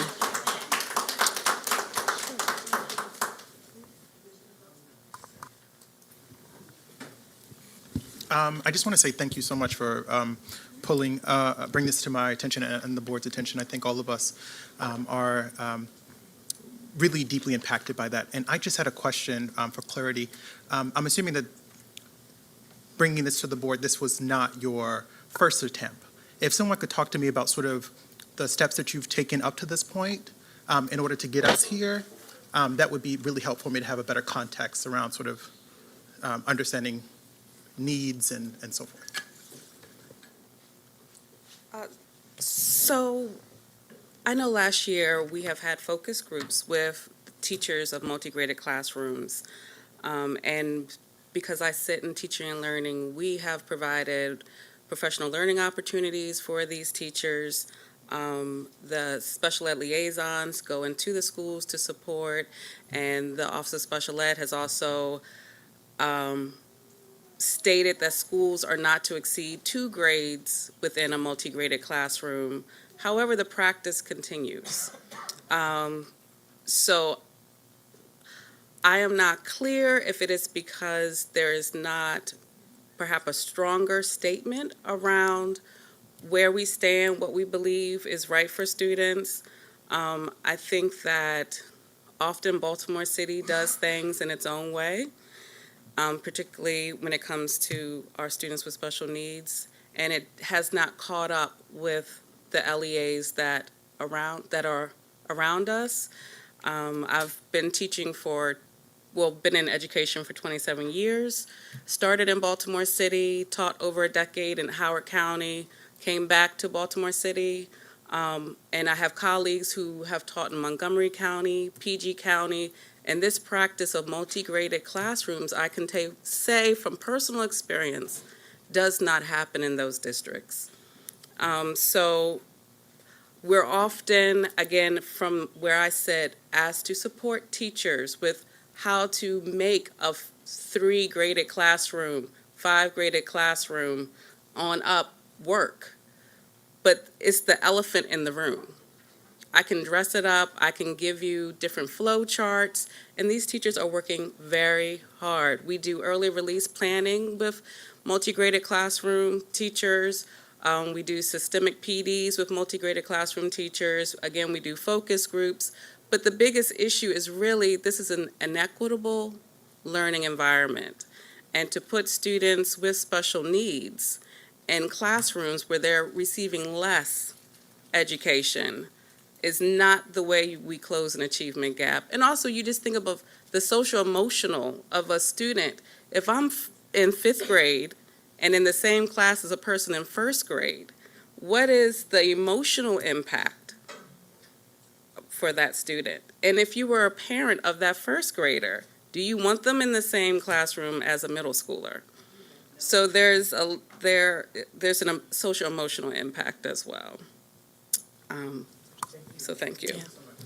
Thank you. And I want to thank, I know we didn't respond to each person because I saw that you were all coming with the same topic. So we want to thank you for bringing that forward and also letting us know that has been a discussion that you've had. I know if Dr. Santelises wants to respond, but please know that it has been heard and it is an issue that we know that we need to take a look at. Mm-hmm. It is, as you said, practice. It is not what the guidance is. And so we're hearing you. Thank you. Dr. Santelises. Yeah, and I want to also reiterate, and I was glad that, that Chair Chinya said that we were waiting, right? Because we wanted to get through. 2, I just want to say publicly, I have been in at least 2 of your classrooms. Right? And I know that you are not just kind of piecing stuff together and saying that. So I guess you have the advantage of the fact that I actually walked your classroom, so I know how you teach. And I do think that what we need to do, I don't want to just give a pat answer and come up and say, oh yeah, this, and this is what we're doing. I think it's a boiling point issue that has been aggravated through the adoption of more rigorous curriculum. When you have a lower grade curriculum, you can patch it together, which many of you were doing. I remember your first year teaching, and I came in the classroom, you remember? And, when we had a lower level curriculum, you could kind of sort of piece it together, but you're absolutely right. The same thing we heard about the literacy curriculum earlier.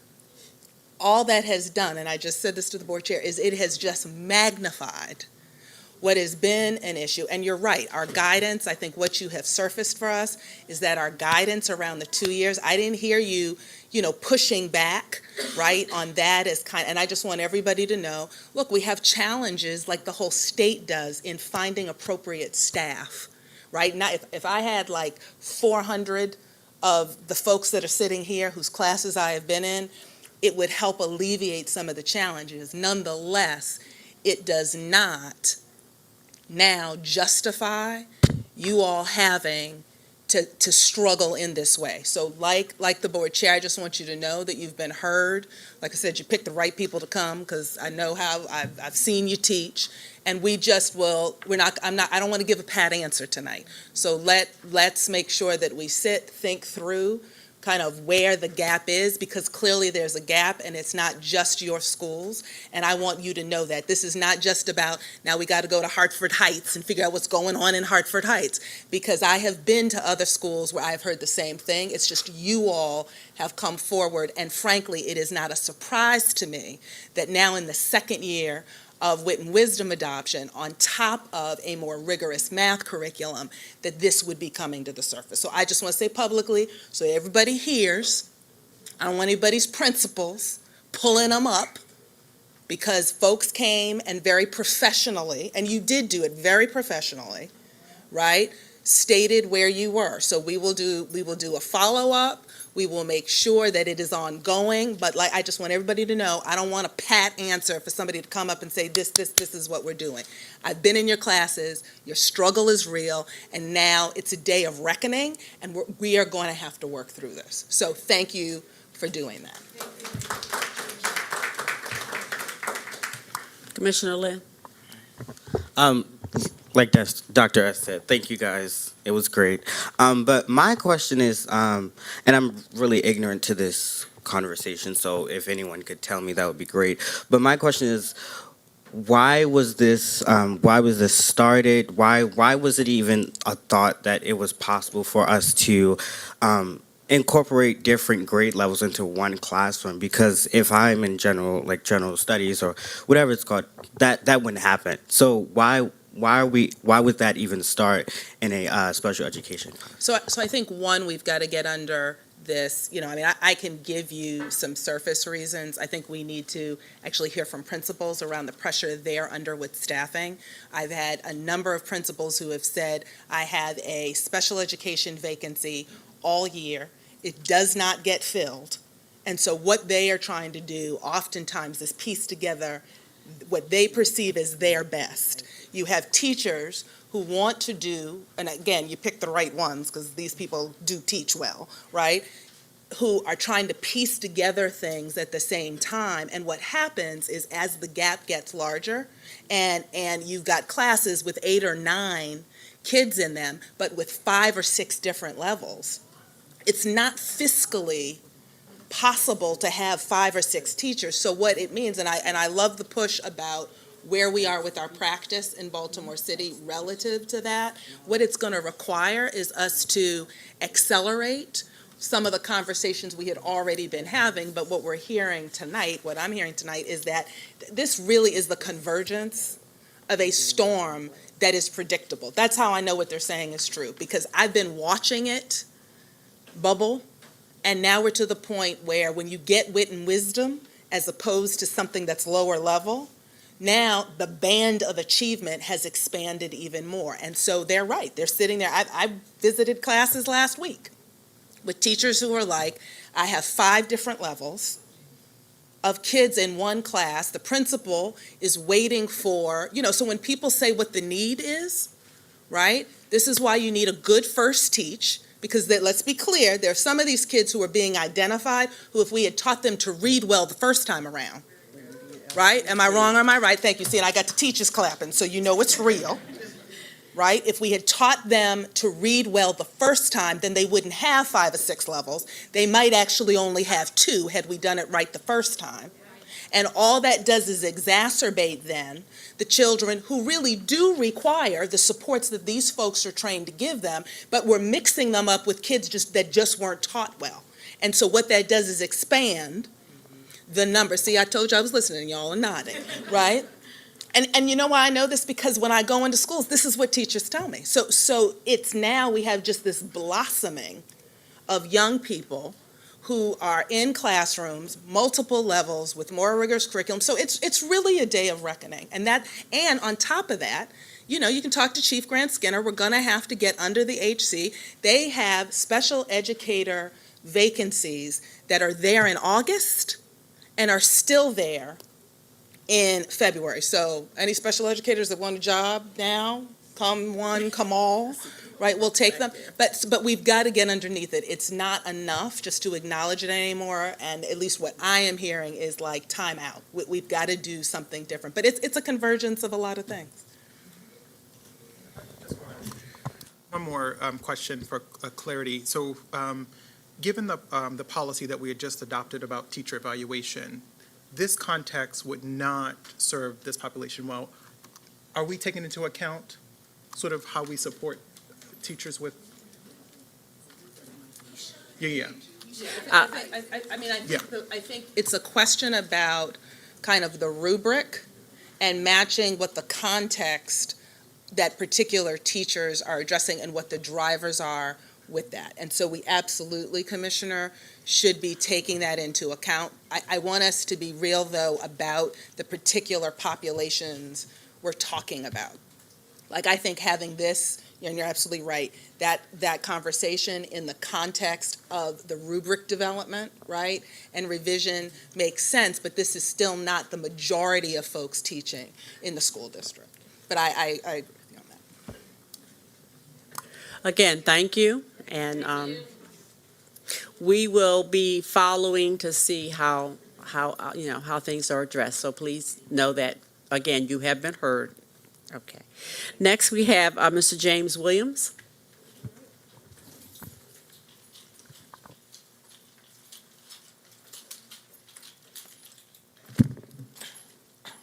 I wasn't this angry until I just heard what I just heard. I'm even angrier now than I was when I got here.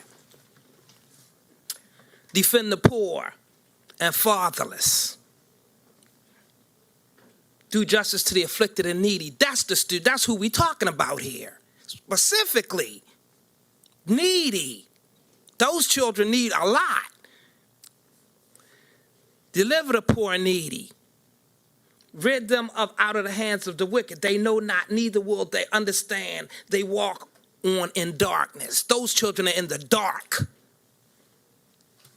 Brother, Commissioner, please pay attention to what I'm saying. I didn't come here for you to be goofing off. I meet regularly with people in this building. I take my time out of my life to do this for children who need help. Has anybody here heard of multi-tiered systems of support? Ms. Chenia, you're the only one? Anybody else here? Okay. I met with a person down here concerning that, because that is designed to help children who have had more than one retention and are behind grade levels. Okay? It's not adequately funded down here. That is why when I'm out working, I see brothers standing out in the street lost, with that lost look on their face, because the system failed them. Now, this ship is not turning around. It's going in the wrong direction. Park showed you that. The Park scores. The achievement gap is 30 points between black and white. 30 freaking points. That's unacceptable. English learning language arts, 3.1 down for 10th graders on a Park assessment. 10th grade algebra down 2.5%. That's not achievement. Citywide schools may be doing wonderful, but these own schools are drowning. What happened in Harrisburg, people? The school system went in a tank because tough decisions weren't made. Student support, multi-tier student support was supposed to be funded. It isn't. Until you get student support coordinators in these schools, those students identified, guess what? They're going to be robbing some of your relatives or you, because when they drop out, they become criminals. So y'all better wake up, because crime is going to visit somebody in your family, because these children didn't get help and they floundered and they're drowning and they're lost. Student support needs adequate funding for student support, period.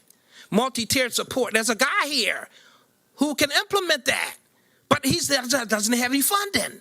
We've got to get it together, or sooner or later, the system is going to be taken over, period. Thank you, Mr. Williams. I think your testimony is a great additional call to action for everyone for Thursday? For Thursday evening to be at Dorothy Height, when we talk about the recommendations that have come from the Kerwin Commission, which would in fact help to do exactly what you're asking, to fund all the things that our students need in Baltimore City. And so I would encourage everyone, if you listened to Mr. Williams tonight, please join us and be at Dorothy Height Elementary School on Thursday evening, 6 o'clock? 6 o'clock. Remember, if you don't do it and you don't stand up for these kids, you're gonna be visited. Somebody, if you watch the news, you see crime. Well, I think some of us may have already been visited and don't want it Okay, well, again. more are gonna be But visited we will be there with you. Thank you. Thank you. Ms. Kim Trueheart.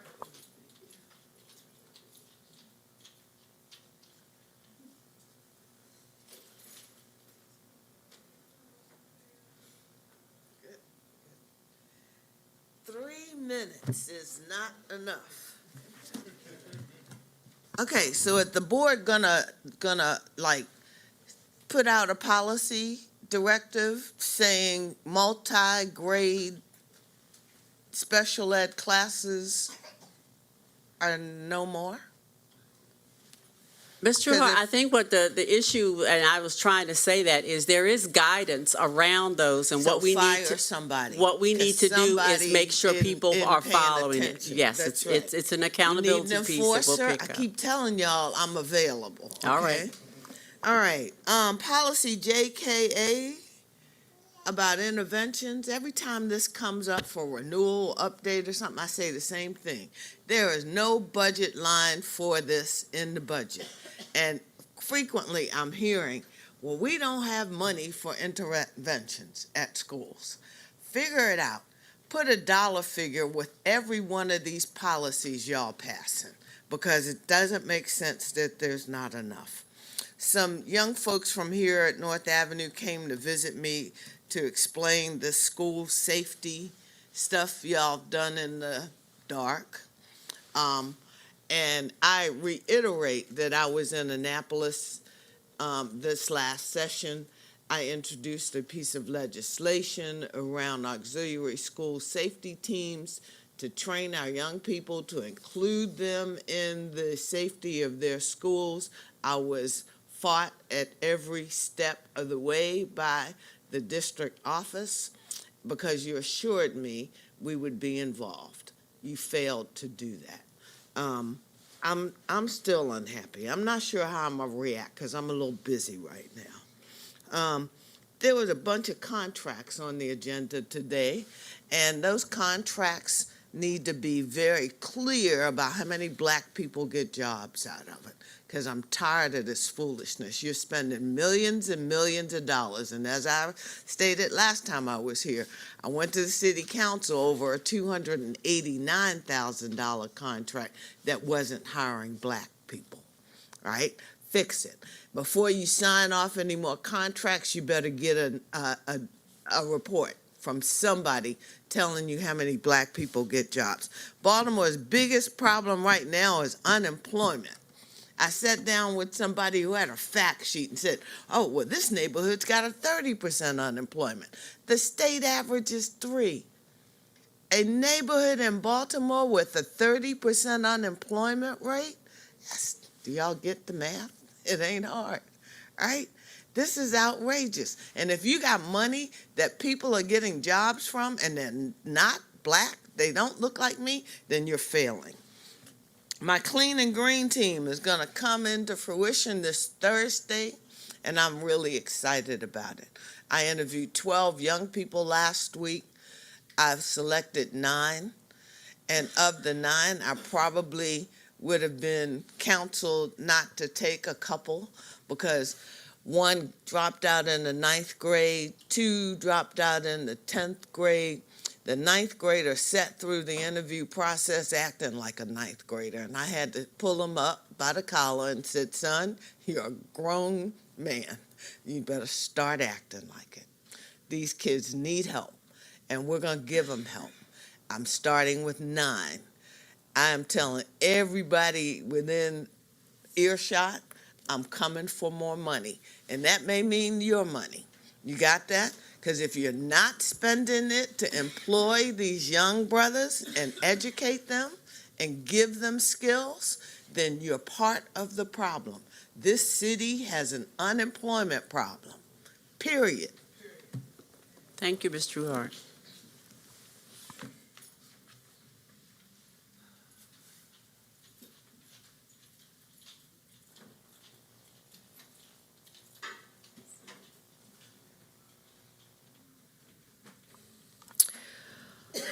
Okay, at this time, I'm going to check to see if there are any additional items that folks would like to have removed from the consent agenda. If not, is there a motion that we vote on that? Commissioner Bondima, second Commissioner Richardson. All those in favor? Richardson. Chinya? Okay. 6, 2 absent, 3 absent. We have one item that was pulled, and that was 2.02. And that was just for the vote, correct? Okay, so is there a motion for 2.02, which is Leaders of Tomorrow Youth Center? 12.02, I'm sorry, looking right at it. It's moved by Commissioner Berkeley. Is there a second?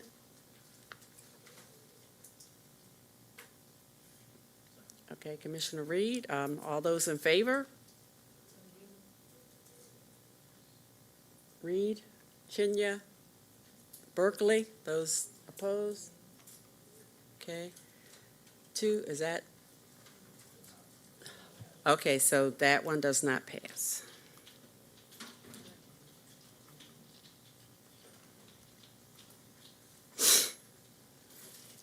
There were 3 in favor and 2, and then 3 absent.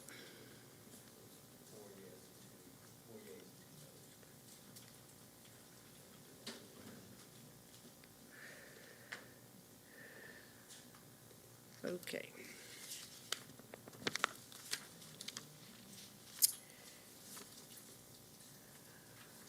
So I think we are now up to the Communications and Community Engagement Office overview.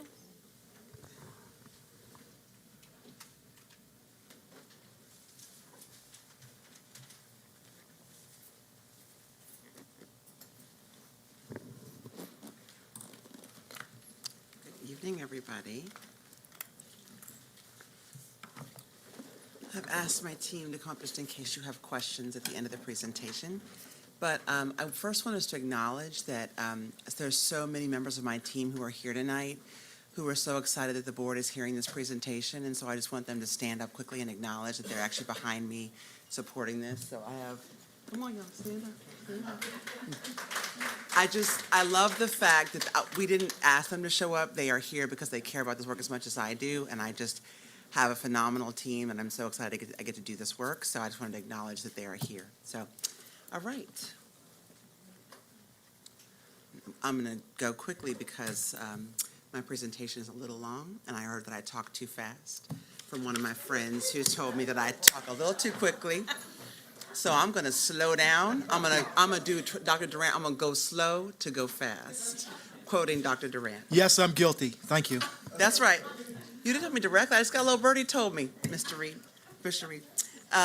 So first I want to start out with, usually we have a video at the end of the CEO's presentation that talks about something great that's happening at city schools, and I wanted the opportunity tonight to do it during my presentation to show you a video. It's a little longer than you're normally used to hearing, but I want to show you the City Schools Back to School night where we had 2,500 families show up to support and get engaged in City Schools Blueprint. So go ahead and show the video, please. Hey, it's Bryce Taylor and Imani Humphreys-Torres. And we're here at the Maryland Science Center for the most epic kickoff to the school year. It's the citywide Be More Me Back to School night, and we cannot wait to show you all the amazing things students and their families are doing together. Interactive STEM activities, silent yoga, art and culture exhibition, resources for families, amazing performances, and so much more. Watch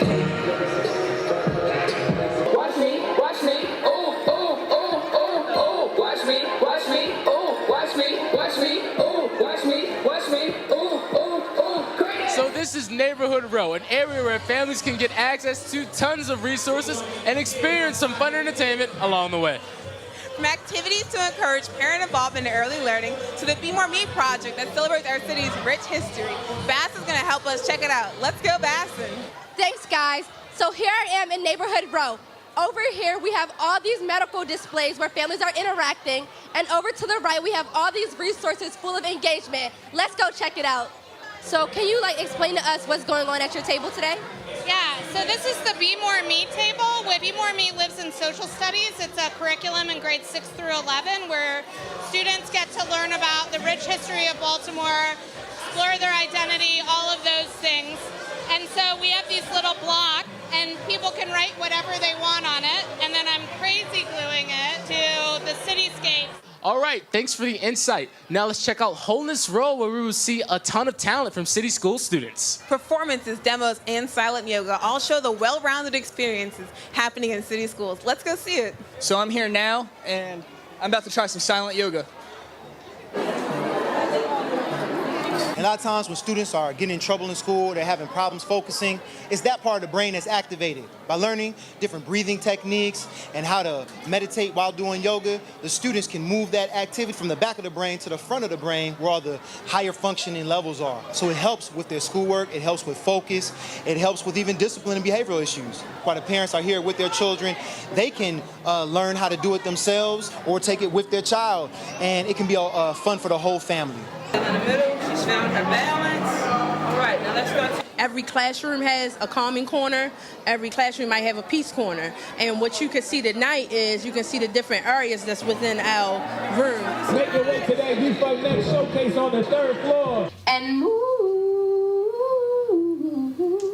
Kick it with your crew, step by step, here's what you gotta do. The song really about just getting kids pumped up to go back to school, just to get them motivated. Now that was cool. We're at Academic Row, and what a night. So behind us right now are STEM activities and robotics.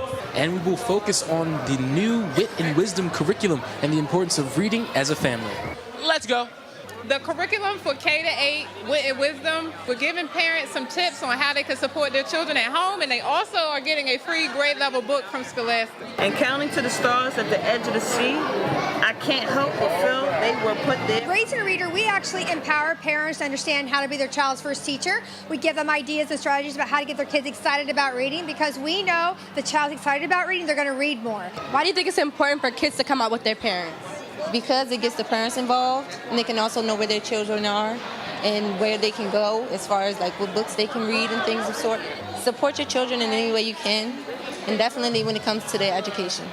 With over 2,000 people coming out for this wonderful family experience, Everyone had a little something to share about this fun-filled night. The Science Center is really fun. your kids get to experience, and it helps open their minds, and they appreciate school much better. Well, I went to different booths around, I got different bags and a water bottle, and I did some really cool activities. All of our families, our students, our school communities to come together for a night of learning and fellowship and fun. Thank you so much for coming out. I want everybody to have a fabulous school year. Wow, I am beat. We've had such a great time here at the citywide Be More Me Back to School Night. I couldn't agree more. It's been wonderful seeing students and families enjoy the amazing performances and take advantage of those resources that we have here tonight. It's been Bryce Taylor and Imani Humphrey-Flores with the City School Student Media Team. See you next time.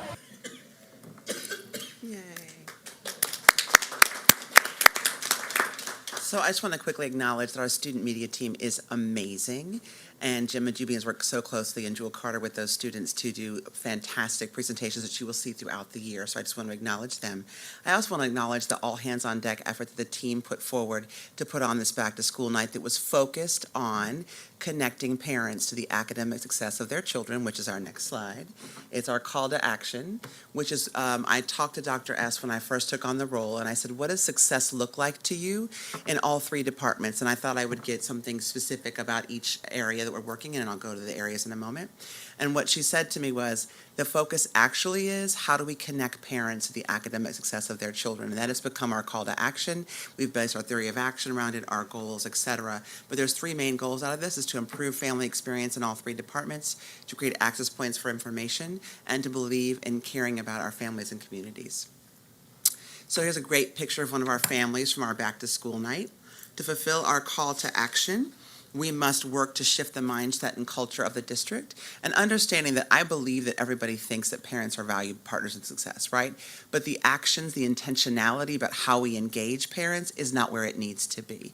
And so our work is to make sure that we shift all three focus departments to really think about how parents are at the forefront of everything that we're doing.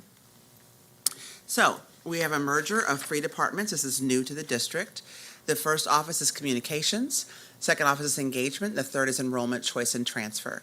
The idea behind this merger is that these are all the three public-facing departments at the district level that are merged together. And so thinking about cross lines, their work intersects already all the time, but how these three departments can work together to improve the parent experience for the district is why the merger happened. We are working with communications to message our brand and tell our story and provide better access to parents around our academic priorities. The engagement office last year planned over 176 community and school-based events. And last loan in ECT, which is Enrollment Choice and Transfer acronym, we saw over 10,000 families. Just in the summer rush this year, we saw 7,000 families during summer rush, just to give you an idea of the enormity of the work that these groups are doing. We want to leverage these three groups to improve our connection in contact with families. Okay, so the mission and theory of action, and I don't like reading slides, I think this one's really important, that we want to be the systemic link between City Schools District and its schools, families, communities, and partners. Our mission is to develop and cultivate effective school and family community relationships to leverage those relationships as key resources in the success of students in schools. So our theory of action is building positive and trusting relationships, again, creating them with strategic collaborations aligned to the blueprint will help families be engaged and linked to student success. We want to change the hearts and minds of our staff and connect parents and families in a more authentic way. And this is based on feedback from our parents, partners, school-based staff over the last 3 years about what they'd like to see us happen. We're prioritizing professional development for all of our teams, and we're doing training around best practices for dual capacity framework, where we actually build the capacity of parents to engage, but also the capacity of staff to engage with parents. Historically, there's been this focus on we need to make sure parents are ready to come to us. We need to make sure we're ready to receive parents in the way we want them to receive them. So I believe in our team. It will take time, but I think we have a fantastic team to get this work accomplished. Another one of our fantastic families at Back to School Night. So what we've learned, and this presentation was developed with the board, so the past 90 days, I'm now in my 6th month, I think, at the district. What we've learned is we have talented and skilled and passionate staff. We do need to create new systems and structures to make the work more effectively operating in the district, and we need to tell our story and change the narrative for city schools. We have capacity with our team, but we just are under-resourced and understaffed a little bit in some of our departments. We have 5 staff in enrollment, choice, and transfer that saw those 10,000 families last year. So one is improving practice, so all those families don't feel the need they have to come down to the district to be seen here.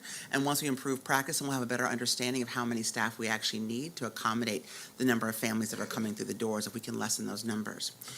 We also have, for example, one person who's doing social media and website together, and we're pleased to know that we are remediating our website and we are getting it where it needs to be. But I want him to focus on social media. I want him to get out there and training our staff on how to get good posts up. Dr. S has been doing a great job at putting things up on Twitter and social media. Thank you very much. But we're going to have him come and train the board and the chiefs as well about how we create ambassadors and people who sell the story and tell the stories of the district.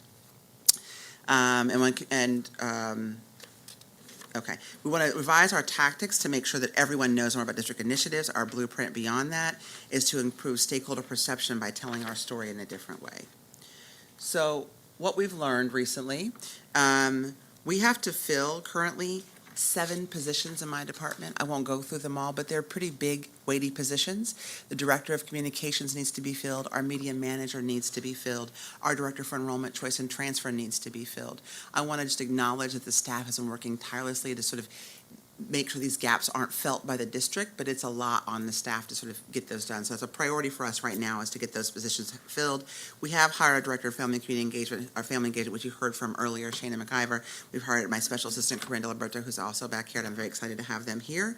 But we have a lot to do to get our staff and structures set up in the right way.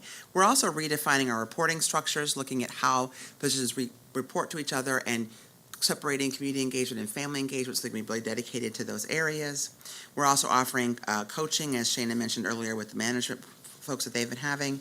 We want to foster collaboration among all three departments, and all three divisions will have strategic plans and work plans developed so that we're clear on what the outcomes are supposed to be, how they're aligned to the goals, and what supports they need in order to do their work. So we want to reposition city schools as a highly effective district. We want to establish a common definition for family and community engagement. And we want to stop these negative frames that I think are perpetuating across our district. So we have this negative frame of corruption, violence, and incompetence that is just unacceptable for our district. And this is an outside negative perception that we want to combat. We want to redefine those frames to have a different counter narrative where all of our students feel loved, safe, smart, and supported in our schools, where all of our parents feel valued and heard as real partners in their children's education, and where all of our partners feel informed and accountable to the success of our children and families. So we also had a parent survey. We recently looked at that data to understand what the parent survey was telling us. We had a steady increase. Over 2,000 additional parents this year took the survey, last school year, than before. But we also saw a slight decrease in the satisfaction across different areas around the parents. But this is an opportunity or a tipping moment for us. If we have more parents taking the survey, more parents saying they want to be engaged, instead of those slight declines, and they're 0.2%, 1%, et cetera, we want them to go up. So parents have more satisfaction with safety, with climate, with feeling like their child is supported in school. We also have, looking at our HEAT data, HEAT is when parents can call in and ask for concerns or help around their educational system. We're looking at the data to understand and be informed by what parent experience really is and how we can actually improve that process. We have a huge focus on customer service and building trusting relationships within that. I mentioned the dual capacity framework already to build our partnerships with family and staff. And I want to acknowledge that ESSA requires that we must build the capacity of staff and build trusting, authentic relations with the families in order to support student success. With that, we're going to hope to tier our schools. Right now, we have a 1-to-30 ratio for our family and community engagement specialists. We're working to add additional specialists if possible through Title I grant funding, and then tier our schools to prioritize where they focus their time and energy. So instead of focusing on 30 schools this year, they have a focus of 9 or 10 schools where they can really go deep in training staff and building plans together to create family and community engagement opportunities more robustly at schools. We also are working with OAA, which I've been pleased to say. We're looking at Panorama. It's a perception survey. It's looking at how parents are perceived by staff and administrators in schools. And we're not going to do this survey by individual school, but by just district level, because I don't want this to be an accountability measure for individual schools. What I want to know, and I want staff to answer honestly, is how they actually feel about our parents engaging in education. Do they think they're present? Do they feel like a parent has to be physically present at a school in order for them to be engaged in their child's learning? Those kinds of questions will come up in the survey. We're working with OAA right now to design that survey. Next, we have, we want to create a very trusting relationship and actually know that parents with the feedback that we have from the surveys. So we're working through the survey findings to make sure we share out with parents, let them know that we've heard them. We're also partnering with the school's office, OAA, Teaching and Learning in the Office of Wholeness, to ensure alignment for what parents' needs are with what our family community engagement specialists are bringing actually to schools. So we also heard very clearly that the board, and I helped start this process when I was still on the board, the enrollment task force, where there were 3 work groups around customer service, marketing, and actual enrollment itself. We've actually dived into all the recommendations from the enrollment task force. We're working through them right now. One of the things we're doing is in response to that is to develop a marketing and branding campaign for the district. We have an external consultant who's helping us right now go through focus groups and think through what are the messages we want to put out about city schools, how are people currently receiving the city schools brand, what are they thinking of perceptions, et cetera, and how do we modify that to improve that. We're also in the early stages of looking through creating a welcome center at the district. We had an architect who volunteered to walk through the building and help us think through where could a welcome center go, but the welcome center would be a place where people could actually come and engage with city schools directly, and they could actually get a person, a one-on-one contact with somebody to get support that they need. Right now, our families actually go to the enrollment office, even though they may not have an enrollment concern, to see somebody physically present at the building. So if we create a welcome center, we also have to redesign the culture of the building to understand that all of our offices have to be accountable to that welcome center and have a staff person that comes when needed to meet with a family It may not solve the question immediately when a parent comes, but at least the parent will be heard and seen in the immediate and know that we actually care about their concerns and want to support them. It's one of our great, we had a Million Father March last month, one of our pictures of our great dads and our kids at that Million Family March, one of my favorite pictures of the slide, because he has his dad sign on, just to know that he's a proud father. But it's also about intentionality. It's one of our community engagements of getting our fathers into our schools and knowing that they are welcome in our buildings. We want them as partners in their children's education. So the work ahead, we have a core team comprised of directors and managers from all 3 departments. We meet regularly to review priorities, assess culture improvement and synergy across our division. We're working with human capital and leadership development, teaching and learning to link engagement, discerning learning, and pre-K to increase enrollment. We actually created a pre-K enrollment work group so that when April runs around, we actually have a stronger pre-K enrollment early on. But it takes cross-department engagement, not just our team, to make these things happen. So we're going to go through our next steps and our goals. There's lots of goals on this slide. I'm only going to highlight the ones that are bolded. And you can read through the deck later to see the additional goals. But the first goal for communications will be to do the district's blueprint strategy communicated better to our families, including the creation of academic parent guides, which we're so happy to have. This year, we will have grades 1st through 8th, where parents will receive guides that outline what's happening with their children's education. It will not only help parents better understand our blueprint, but also help them go to a classroom and engage with their teacher about, here's what my child should be learning right now, what's happening in my classroom, so they can be more informed consumers of their children's education. We also are developing the marketing and branding campaign, as I mentioned earlier, shifting brand perception so that every student, parent, teacher, and staff member feels that they are part of our community, a valued part of our community, and then develop the ambassador program, as I mentioned earlier. We're also working with the engagement team.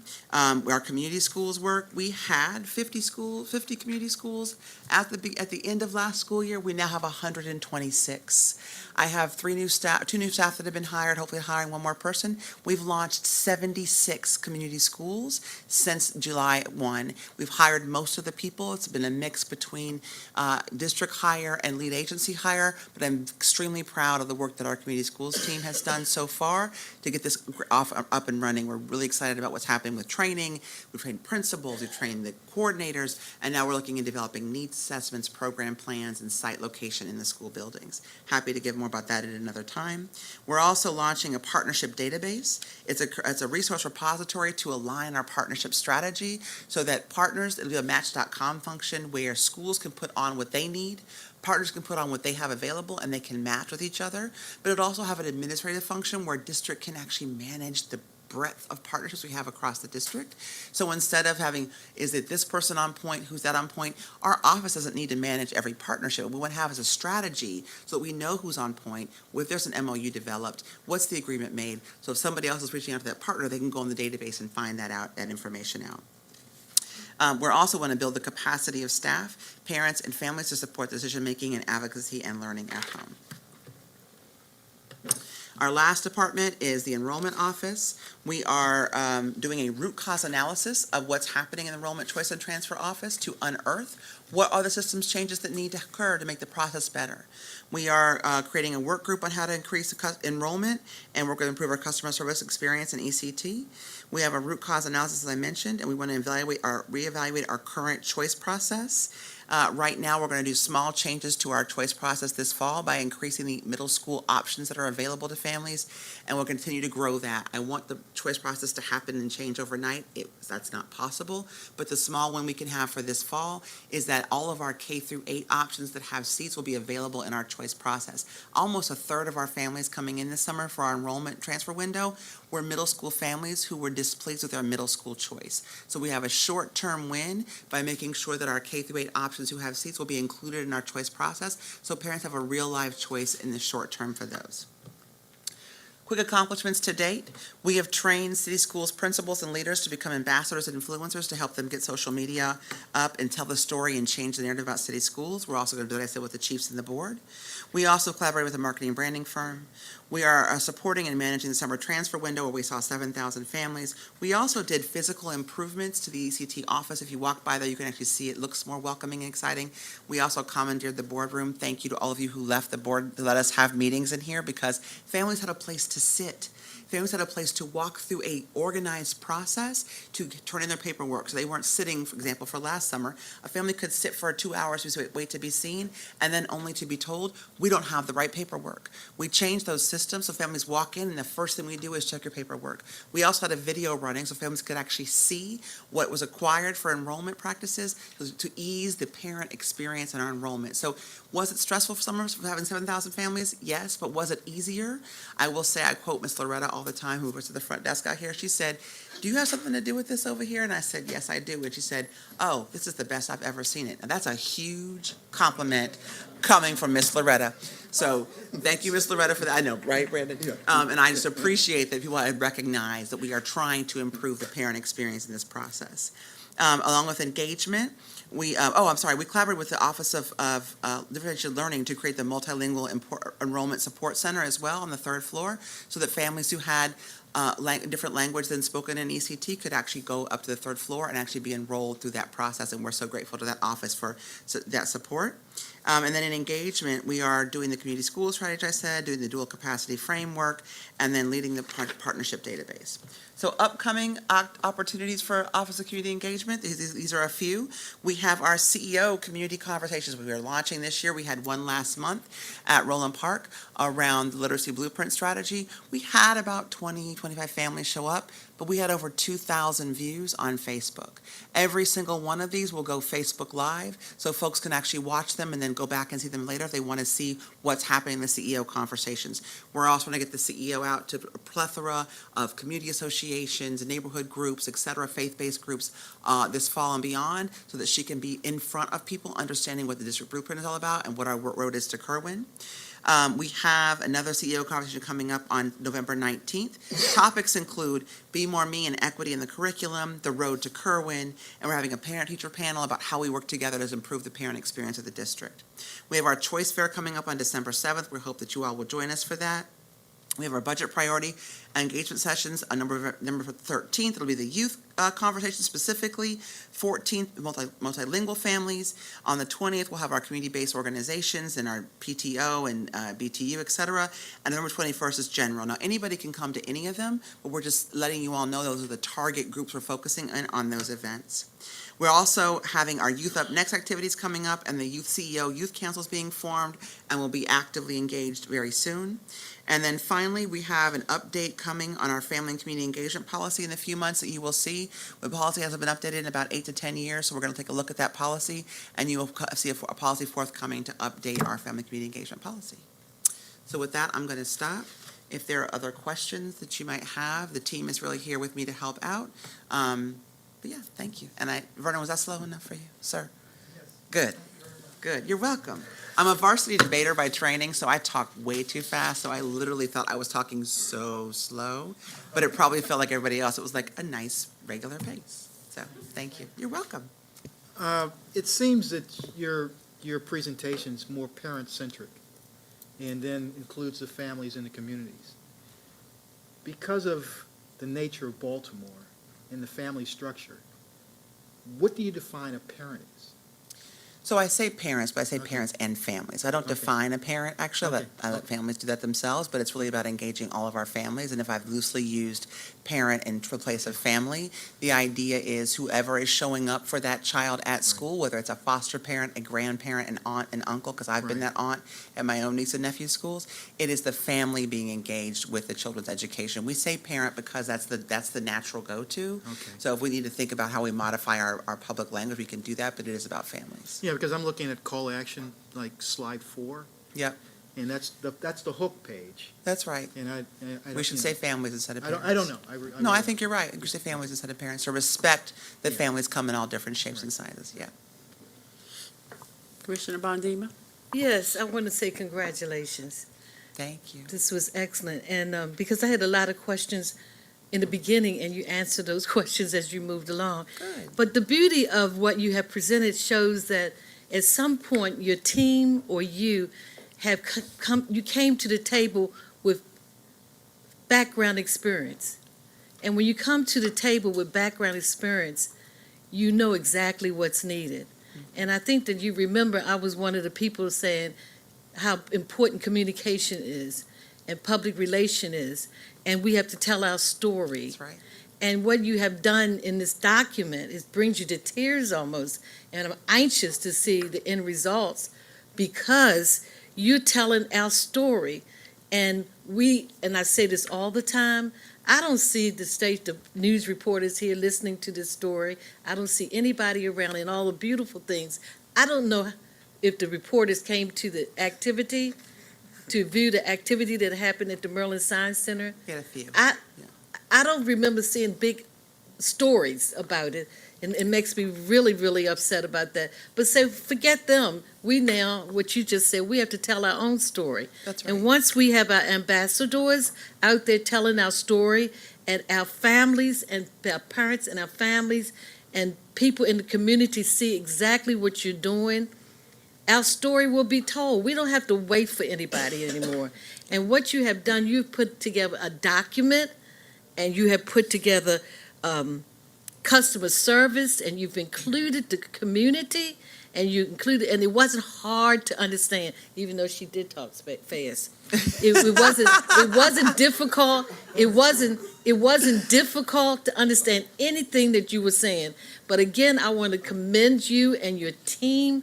And honestly, I look forward to looking at this next year to see how things goes and building the trust. Yeah. And I think that the board, I'm sure, will say that we put a lot of trust in your group, your team, and I'm just excited. I'm sitting here. I had no questions after you started talking. I had a bunch of questions, but you talked about everything, and you had an answer and a conclusion, a deliverable. So I'm just happy about it. Thank you. I do have an amazing team. I just want to say that, yes, then thank you for saying that. But our motto is, I appreciate you, I see you, and I say that to them all the time, but they also are beginning to say it to our families, right? And I see it even in our communications. There was a communication that went out after the potential ICE raids, and one of the comm staff wrote, we see you and we appreciate you to our families. And I got emotional. I'm getting emotional now even saying it because it's a shift in culture about how we appreciate and see our families. Great. I want to, again, to echo the thank yous. For someone that had no questions, you got, to see how long that took, so that was That's wonderful. No, I want to thank a couple of things I just want to highlight. Thank you for being the team that took on the recommendations from the enrollment task force, because Yes. as you know, that was really an Yes. area that we were really concerned to see that something would happen. And I just have one request. As you're including upcoming events, please include the board forums. I got an email about that while I was sitting here. We really want to be a part of the family. That's right. I'm using it in the large term. So please, because we do need some help with the communications, as you heard already. While But I was sitting here, I got an email about the board yeah. forums, so we'll include it. I forgot to mention, we're actually creating a community engagement calendar. We wanted to have it done before the beginning of the year. It's not finished yet. It's almost done. I wanted every chief in the district to look at it and think about what's happening in their departments. We will include those. It's going to go up on our website, so anybody can look at it and see, where can I go engage besides a public board meeting with the district? And so it'll be live soon. Great. And just, I hope, I know what I heard and what you said. I hope everyone else who's either watching or here or will hear about it. But when you talk about ambassadors, that's all of us. That's right. So we are the ambassadors. We are the system. This is us. So thank you again, and hats off to your team. Thanks for the work that you've begun, and we'll keep walking along with you and getting it done. Thank you. And I'll only say one more thing, in only 6 months, right? Like, it's only 6 months and all this. It feels like 6 kudos to years. you. And I do want to give a kind of funny shout out to Talia Richmond, who is frequently the only press, Commissioner Bondima, who's at meetings. So I do need to shout out, given she shares my daughter's name, we just want to give her a shout out because she's at least here. Even when we don't agree with her, she's here. So we're glad about that. Okay. Thank you. Thanks again.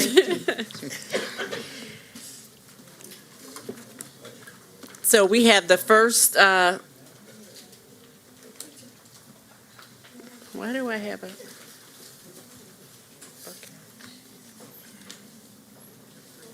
Yeah, I don't know. I put a mark beside it. I didn't know why. We have the first reader for policy JKA, behavioral interventions and student discipline.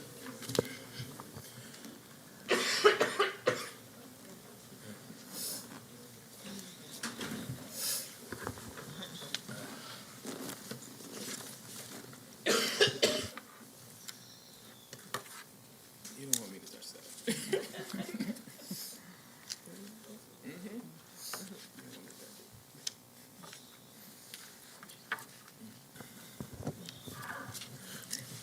Good evening.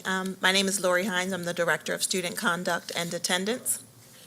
Good evening, I'm James Torrance. I'm the Staff Specialist for Strategy and Compliance in the Office of Academics. Good evening, Deborah Brooks, Executive Director of Special Education.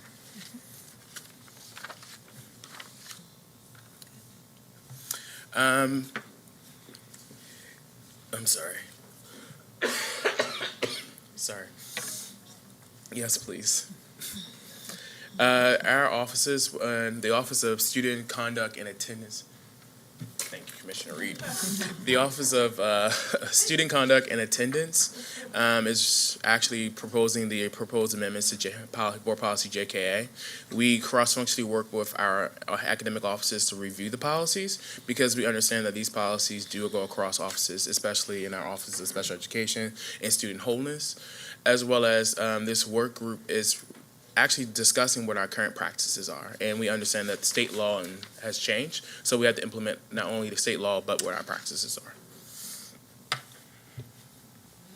are. So with this revision, there was a law passed so that students in grades pre-K through second grade, those suspensions are prohibited except in certain circumstances. So currently, a student can be suspended in grades in that grade band, pre-K through 2, for up to 5 days after a consultation with a licensed mental health care provider, and if it's determined that the student is an imminent threat of serious harm. I don't know if I should get into this, but we have also put some preventions into place so that in order to prohibit the suspensions, we also have certain one-on-one aids that are designated just to that band for pre-K through 2. So instead of removing the students, because we know that when students from this grade band, there are usually some underlying issues, with the students, and that's why the behavior is now resulting in a possible suspension. So instead of removing them from school, we now have the aides who can come to the school, and so the students won't have to be removed from school. And also by providing those additional adults to support the students, we are not over-identifying those students to receive special education and related services. Okay. Can I just ask a quick question? And I Sure. know I'm not on the board, but it did just kind of pop. Mm-hmm. How are you taking a temperature check in terms of the schools and their kind of feeling that this support is sufficient, or at least to move in the right direction? And do you think you'll be able to make recommendations based on where the success points are in this in terms of where we might need to provide additional support? And I'm only asking because I've had some focus groups with principals, so it would be great to hear from your perspective, just what some of the feedback trends are. Really quickly, I don't mean to extend everything, but I think So when principals are calling in and they're requesting a suspension, I kind of gauge, because I'm the person who has to approve whether we're going to do a suspension or not. And so depending upon that circumstance. So when the aid is there, it's for the purpose of the student still being able to remain in school and not having to be removed. But it's not so much, suspensions in this grade bands are not so much like a consequence when we do, but it's to remove the student so that we can come up with a plan so that when the student returns, we can decide like what are we going to do. And so we have to it really depends. It's on an individual basis of whether we assign an aid or whether we actually go ahead and issue the suspension. It really depends on the case and what has happened, and if there are other students that are still, in danger, or if this student, needs to actually be removed. And Lori, will you all be able to report out on the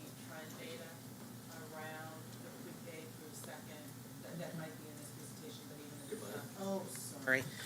I should know better. Will you all be able to report the trend data? Because part of what kind of triggered the deep dive into this, at least from I think the board's perspective a while ago, was some of the data. Are you at a point now where you'd be able to say we're trending differently because of these Yes, supports, it's in or the is it presentation, too so we have a I'm slide. sorry. That's No, what that's happens fine. when you're like No, that's not okay. doing your homework the way you should. No, as that's CEO. okay. It's in the Thank slide, so you. we'll I address appreciate that. that.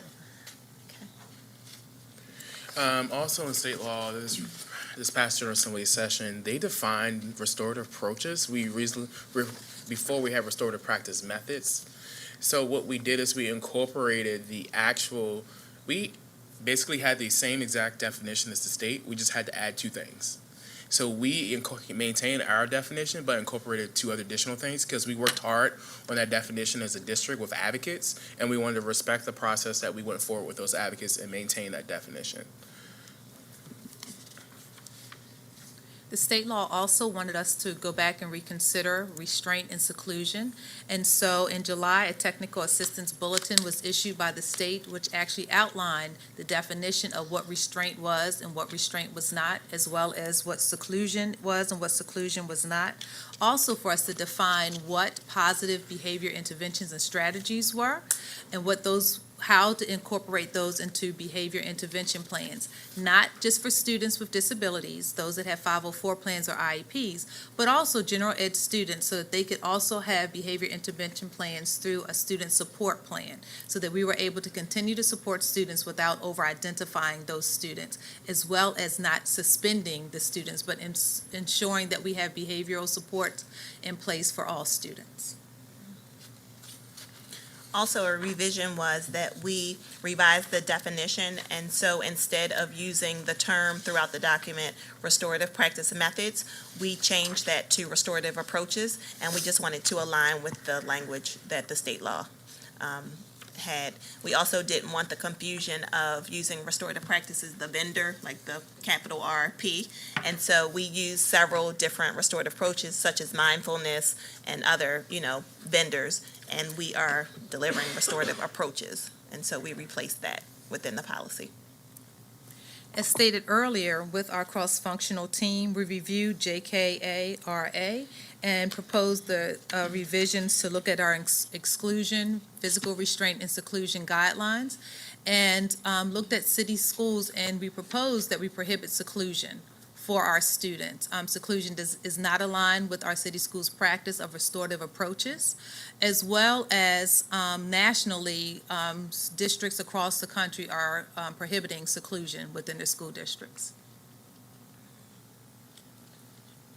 I already talked about this a little bit, but in this policy, it limited suspensions for students in grades pre-K through second grade. And so they do have to have a consultation with a licensed mental health clinician that is in the school. And as you know, there is a designated social worker, full-time social worker in every school. Because before, schools that had social workers on a part-time basis, like Monday, Wednesday, and Friday, and so if Johnny acted out on Tuesday and they wanted a suspension, we would have to try to find a social worker and get that social worker to that school. But now with the designated position of a social worker in every school, there is someone there that can give that consultation to the administrator if needed. Also, it removed the 59-minute time limit for student removals, because previously with our policy, anything over 59 minutes constituted a suspension. It would automatically turn into an in-school suspension, but we really want to do a thorough, make a thorough consultation or have a thorough consultation with the student, and we didn't want to limit that to 59 minutes if it took longer than that for the mental health clinician to meet with the child. So we removed the 59-minute time limit. And lastly, we clarified the language for administrative transfers for safety and security concerns, because we did not want administrators to circumvent the disciplinary response process if that's what was needed, and try to just do like a safety transfer. We wanted to address the problem that was happening at the school. So this is the data, Dr. Santelises, that you were referencing. So if you look in school year 2016-17, there were 756 suspensions in that grade band. In school year 17-18, there were 143. And last school year, we only had 44 suspensions in that grade band. So you can see that the trend is definitely going down. So as you can see on the slide, the 1-year change data was 81.08%, and the 2-year change was 69.23. So I guess, Lori, one of my questions is, if I were approaching this from a different framework that has been the case in other districts, how do we know that this precipitous of a decline, which on first blush is actually the direction we want it to be going, because we don't want little people being suspended at the rates that they were, but how are we guarding against, or how are we planning for and putting supports in place to make sure that this is a real decline and not just now we're shifting the response, right? So now that we don't suspend, but that we're actually addressing some of either the challenges that little people, and that's what I call preschoolers, right? Our early childhood kids, that little people's needs are actually being addressed, not just that principals are afraid to report or call in, which has been some of the national discussion, number one. Number two, and have there been efforts around actual developmental information that's been given to principals either through training or something else? Because because there's now a very national context in which these figures are occurring beyond just Baltimore City, which is, this is just about school level people being afraid to report, not that we are actually changing the climate in pre-K to 2, the attitudes towards kids in pre-K to 2, or the provision of supports. So I'm pushing because that is a very strong narrative nationally when people look at this kind of data. So how would you respond to that claim? It's not public comment, Ms. Trueheart. What you looking for? I'll talk to you after. No, you go ahead. Oh, I'm looking okay. at Ms. Trueheart. You go ahead. So you can go ahead, but I'll also speak to. So we will both speak to it. That's So what we did, actually, I was working very closely with Dr. Fink, and that's when we started putting in place the additional adults. So Dr. Fink and I said for this population, because what was bubbling up was that principals were saying, well, now that we can't suspend, what are we supposed to do? And so I said to Dr. Fink, well, then this is what we'll do. Let's get at least 4 additional adults where we can see, where we know that there have been some schools that have had this challenge with this student population, to go to work with these schools to collect data first, to see what is bubbling up for our youngest learners, to have some PD around developmentally what to expect. Because for many of our students, this is the first time they've actually been in a structured environment. So Deborah, if this is the first time and I'm 4 or 5 in a structured environment, if I'm tantruming, that's typical. That's not that I have a behavior issue. That's not that. And so to be able to collect data. Also by having a mental health clinician in each building to also be able to provide that professional learning for both our teachers as well as for some wraparound supports for some of our parents, because there's some behaviors that we've allowed at home that students think, well, I've been able to do this at home, so why is it not appropriate to say, okay, playtime is now ended and it's now time to go sit in your seat? So some of this data, yes, principals were feeling like, okay, so what am I supposed to do now? Because they are in a classroom and there is time where you do have to sit in your seat and be attentive and ready for learning. So we have provided that professional learning. We have provided those additional adults to be able to collect data, because there are also some instances where a student does need some additional support and may be some developmental delays where they also need that, but to also work with schools to say, what we're saying is please do not call in because we do still want to have a safe environment for all of our students, but we also don't want to over-identify understanding what is developmentally appropriate for students as well. So, ditto to what Dr. Brooks said, but also it is very important, I think it's paramount that we do have the additional social workers in the building, because previously, when we were, asking, like, has this child, seen a social worker or seen a mental health clinician in your building, that social worker that was assigned to that building was only seeing students with disabilities or special needs. That was the caseload. And so now that we have those additional mental health services, this grade band is able to see the social worker, and so that is a great benefit to us this year. Sorry, I thought I pushed it and I didn't push it hard enough. Because you're referring to the work of what would be the student support team, and I know that that's been an issue. So has some of that professional development been around getting those teams reconstituted and really working well now that some of those other supports are available at the school? It has. So in many cases, the social worker is actually, they sit on that student support team, and in some cases, they're actually the student support team chair.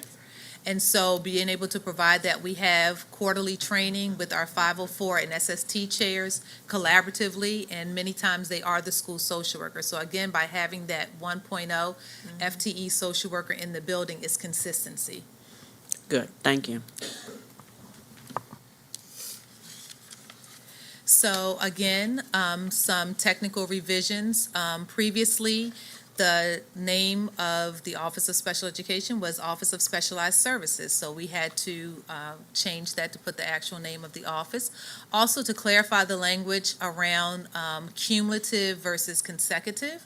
When we're talking about students with disabilities and then having manifestation meetings. Also suggested the referral for a manifestation meeting for IEP teams, and this is for students that have IEPs, to look at this for 5 days rather than waiting for 8 days, so that we can put the appropriate supports in place prior to getting to that 8-day and then that 10-day. So what are the additional behavioral supports that a student may need so that they can be successful? Also, by providing additional support around the de-escalation training for our staff as well. And also, just to touch on what Deborah said, when they are calling into student conduct and attendance office to request a suspension, this is for all students, whether it's long-term or extended. If it is a student that has a 504 or a student with an IEP, we won't accept the suspension until they already have the manifestation date scheduled and planned. And again, before, as best practices, we want to do that within 5 days of the first day of removal. So also some other technical revisions. When we talk about students with disabilities, having language inclusive of students with 504s. So although students with 504s are students that are in the general ed setting, they are identified as students with disabilities. So it's inclusive of both students with 504 plans as well as students with IEPs. Also, again, to be very clear on the role of the principal and principal's designee, and to clarify the start of a suspension and expulsion. I'm back. We've had rigorous, robust engagement. So to give you an idea where we're at, we've met with PCAB, CCAC, the Associated Student Congress, the Charter Operator Advisory Council. But we're also right now waiting for comment back from the ACLU and also Disability Rights Maryland, because the bulk of our revisions are for students with disabilities. We're providing them with the opportunity to give comment by November 1st. We're also meeting with them next Tuesday to discuss their comments so that we can walk through it. Also, even though we met with the Associated Student Congress, we emphasized that we wanted to meet with students to discuss a regulation that affects them. So we'll be at their actual General Assembly where we'll hear from their actual their school chapters too on the actual information. We also want to make sure that we're incorporating all this information into one solid reboot of our actual draft, because we want to make sure that we heard and then we can record the commonalities that we heard across these multiple constituencies, because often the things that we are hearing are the same. And it's about clarifying how people can read the document and clarifying what the people's rights are in the document. So that's what we're actually saying, that we're hearing the public on this.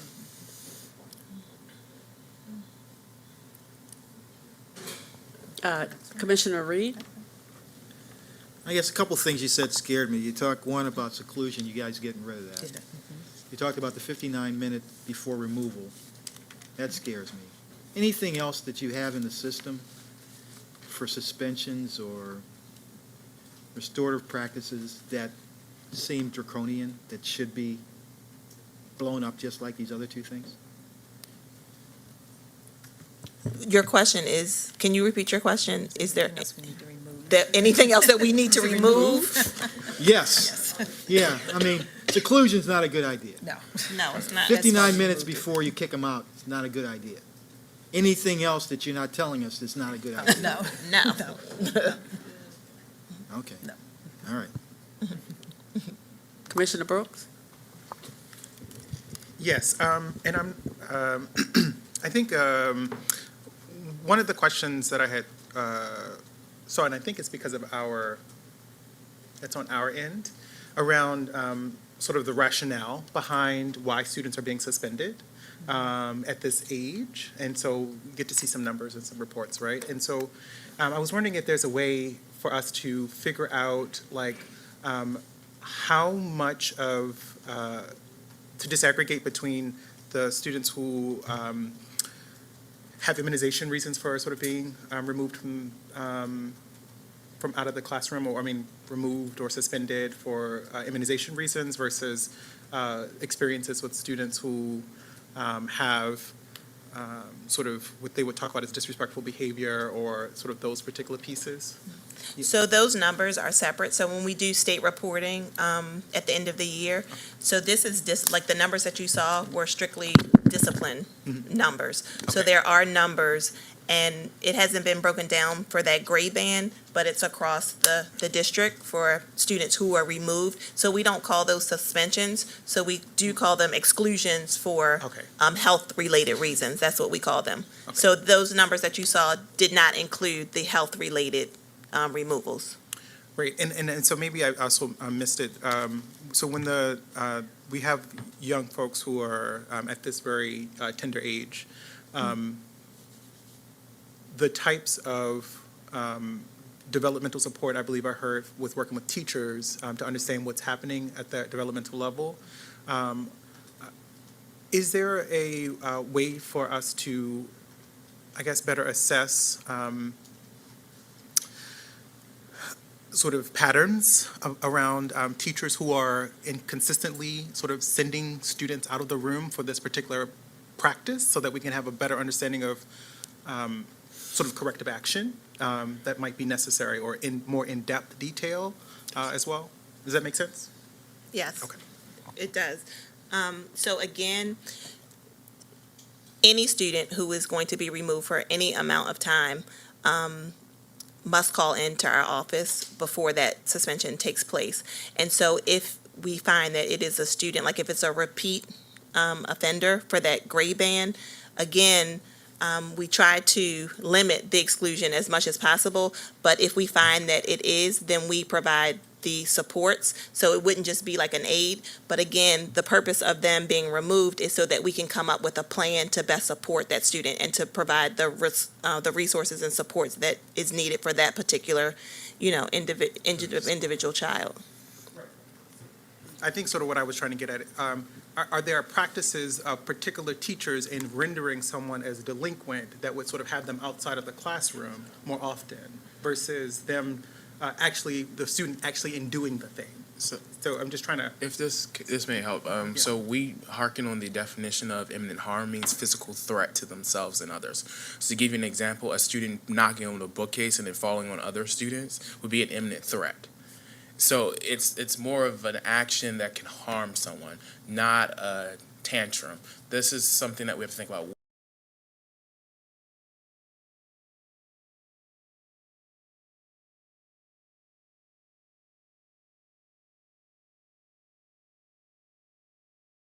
And I think what Dr. Brooks said earlier in terms of some of the work that you did in identifying where large numbers were coming from and then going into those schools to address some things, looking at the culture and the environment within those schools. So I think that, Dr. Brooks, would, that would start to address, to get at what you're saying, because, if a particular school has lots of instances, then it may be adult behavior and helping the adults to either understand their behavior or and to change their behavior. And I know that as you look at that data, that does happen. That's a regular type of professional development that would occur. Any other questions, comments? Thank you. This was the first reader, so may see you with the feedback at the second. Thank you. Thank you. We will move to the financial summary.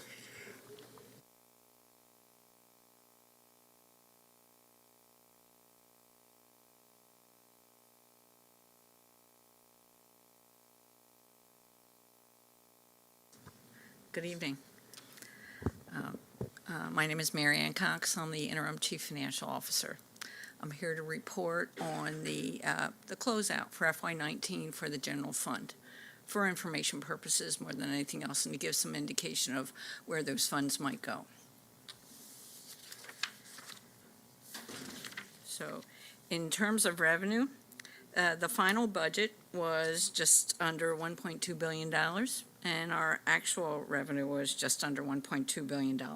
Just for information purposes, the changes from the original budget to the final budget were all board approved. They were supplemental appropriations for fund transfers from assigned fund balance.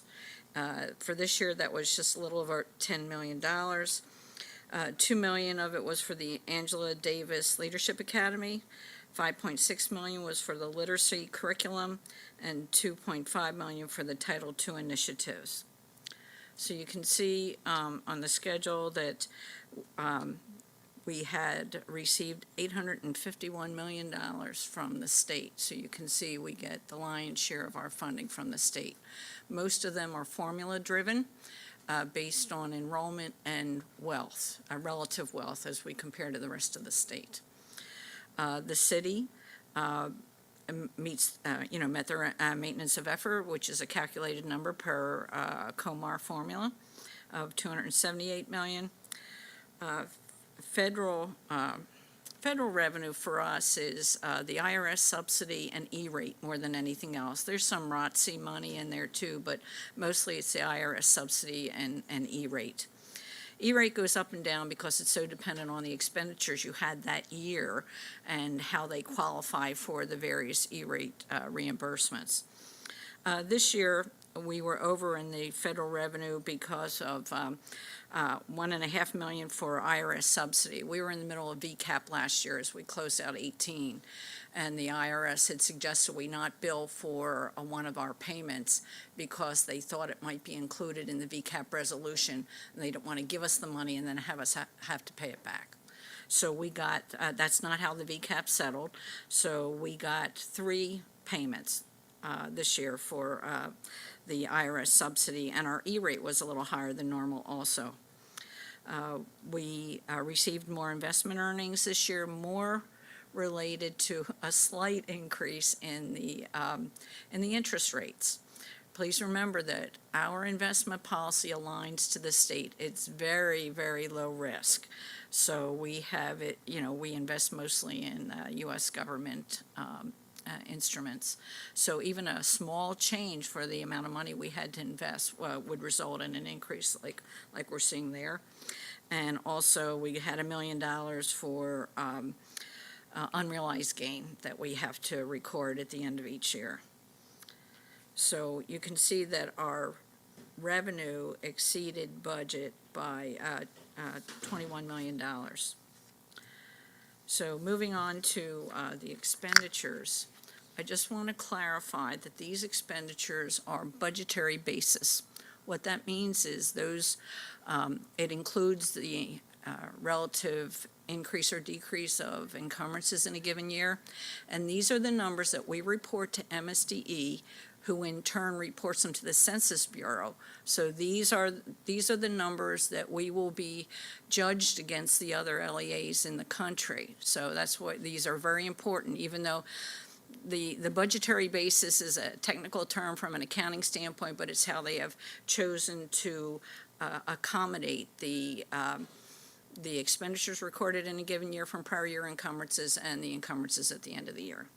So you can. Marianne? Yes. Also, that we have changed our reporting. We've aligned our reporting in terms of our expenses to more closely align other districts in the state, correct? Yes, there was that one particular way that we interpreted the rules differently than every other LEA in the state. Not that it was wrong, it was a different interpretation. And it had to do with direct administration. Right. So there were things that we included in direct administration that no other LEA in the state did. And it came out in one of those Census Bureau reports where we had the dubious honor of the highest per pupil administrative rate in the nation. And actually, when you look at it, part of the problem was 4 of the ones in I think the top 10 or 15 were Maryland LEAs because of the way we must report. We have to report our expenditures according to the MSDE Finance Manual. And Maryland says that certain expenses go here, like they say IT expenses go in administration, and other states might record them in operations. So just as a state, we're at the top, but then we had the interpretation of where the equivalent of area superintendents or whatever's our ILEDs, where they should be reported. So we have aligned our reporting to the way the rest of the state does it, and they are reported in mid-level. So. And just as a reminder, even with that census, right, and the imperfection of that, I just am reminding the board, to reinforce what Marianne is saying about the importance of the data. We went from being perceived as being the most top-heavy district in the state to now being tied as the district with the lowest amount spent on administrative costs. So if anybody wants to know why we believe in college and career-ready math, even though some of our leaders across the state may not demonstrate proficiency in that, and even some members of the media don't demonstrate proficiency in that, this is why we want our young people to actually be proficient in mathematics so that they actually can do this level of analysis. Sorry, Mary, I just had to add that. That's just fine. Just a word of caution. Remember, everything is relative every year, and okay, all right. So noted. So Marianne, what's fringe? Benefits. Anything related to benefits. Benefits? Yes, all benefit related. So when you see the general fund expenditures by object, which is the easiest to understand and to explain to people, you can see that our expenditures were under the budgeted amount. I can give you the 3 top reasons that, actually there's 4, but I'll give you the 3 and we can talk about the 4th. 3 of them was if people, at the end of the year, as we close our books, we must accrue for all expenditures that would relate to that period. One of the accruals that we do each year is a legal accrual. And if you remember, as we closed FY18, there was that transportation lawsuit related to that terrible accident. So we were part of that litigation, and so we had to accrue an amount in FY18 for it. And then, of course, the case settled during FY19, and we were found not to be at fault. So when, like any other accounting type people, you accrue and then you reverse. So when we reversed it, And we had to go in and do the accrual at the end of FY19. The FY19 accrual was far less, to the tune of $4 million less because of that transportation lawsuit that was settled. So that's part of why we underspent the budget, because of this budgetary basis and the way you compare the carryovers from the prior year. Also, our non-public expenditures were under budget, somewhere in the area of $4.5 million. And also, just kind of to keep with what we were saying before, this budgetary basis adjustment that we make, which essentially compares last year's encumbrances to this year's encumbrances. Some years it'll go up, some years it'll go down. This year it went down to about $6.5 million. So that's part of why there's a $38 million excess of budget over expenditures at the end of the year. And of course, as I was sitting there listening to the presentations this evening, I heard multiple times references to vacancies. And that's part of this too. We had vacancies, so that's going to affect the salary and wages and fringe, but we are all making a concentrated effort to fill those positions in all these very critical areas. So we should not see that kind of variance in coming years. So when you compare your revenue to your expenditures, the excess of revenue over expenditures can flow to fund balance. And then what do we do once it goes there? There's a vehicle called assigned fund balance, where we have a board policy, DIG, that says what our process is to declare things for qualifying for assigned fund balance. It's also an accounting treatment as well. There's certain criteria that must be met. But if we compare our revenue over expenses in FY19 on a budgetary basis, we had an excess of $59 million. And then there are various tasks that must be funded. So we may do it in assigned fund balance. Just a word of caution, just because we put it in assigned fund balance, we're not allowed to use it. We have to come to the board and request approval to spend it. So you will see all these numbers again. So you can see the air conditioning projects, which, we're trying to solve that problem. And that's not to say we didn't do some this year. There's just more need. And we set money aside for a new ERP system. Our ERP system is 20 years old, and we need to do something. Our Oracle is not going to support our system any longer, so we need to proceed with that, and we've already started on that process. And just other things, as you can see here, FF&E for Halliburton and Graceland. We need, we need furniture and equipment for our new buildings that are going to end up. So some of these expenditures will actually be recorded once the board approves it in the capital projects fund. So we'll take it out of general fund balance and we'll transfer it to capital projects where it will be spent appropriately. So that's our closeout for the general fund. Does anyone have any questions? Okay, thank you. Thank you. Mhm. Oh. Mary, is that it? I spoke too soon. Oh, so that last slide when we talked about the surplus and sort of having it sort of be sort of allocated accordingly to our needs. Mm-hmm. For the particularly around the air conditioning, is there a way to add more money to those, or is there a set sort of rate in which you allocate those? That was the number that was suggested by the COO office for those things that would not be the qualifications to be funded with state and local funding. Okay. And for someone who is new, what does that mean exactly? Okay.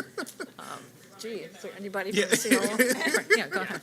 So if a building doesn't have the right utilization rate, we can't use state funds for it. So it has to be at least, I believe it's 60% utilized. Okay. Before us to use state. So those were projects we've already done that are in process, but we needed our own resources to pay for them because we can't use the state funds for them. Right, and so basically, are we saying that we have more? Is there more money that we could allocate to that then, or no? No. That was what.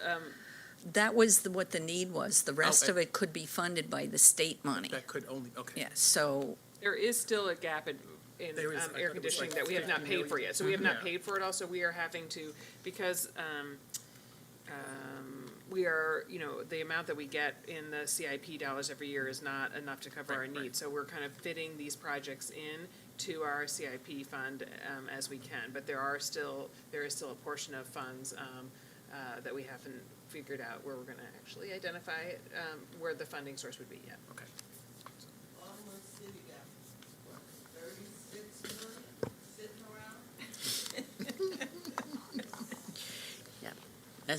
As she said, we're still trying to identify some of those places, so that may be one of them, hopefully.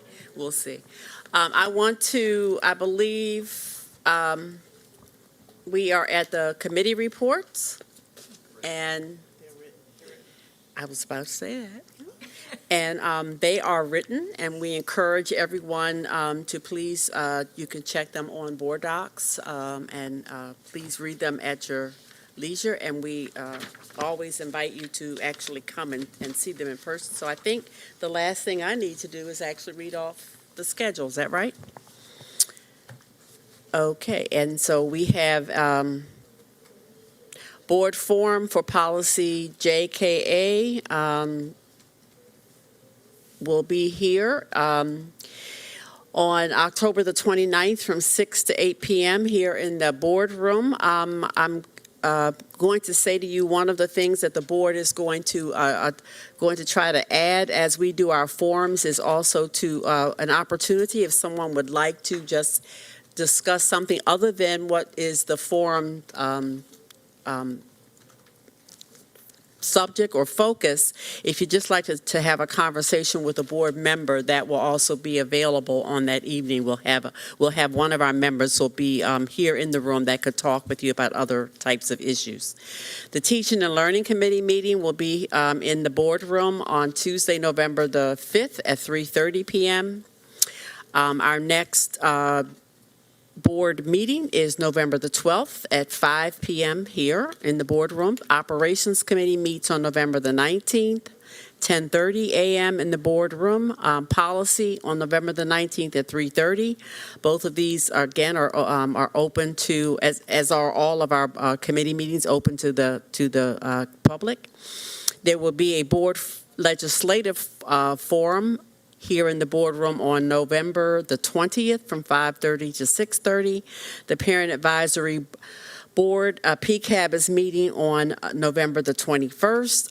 A reminder again that this Thursday, October the 24th, is a meeting around the recommendations for Kerwin funding at Dorothy Height Elementary School at 6 p.m. Is there any other business? If not, is there a motion that we can adjourn? Commissioner Reed and Commissioner Bondima seconds. All in favor? Everyone is raising their hand, and so the meeting is adjourned. Thank you. Thank you.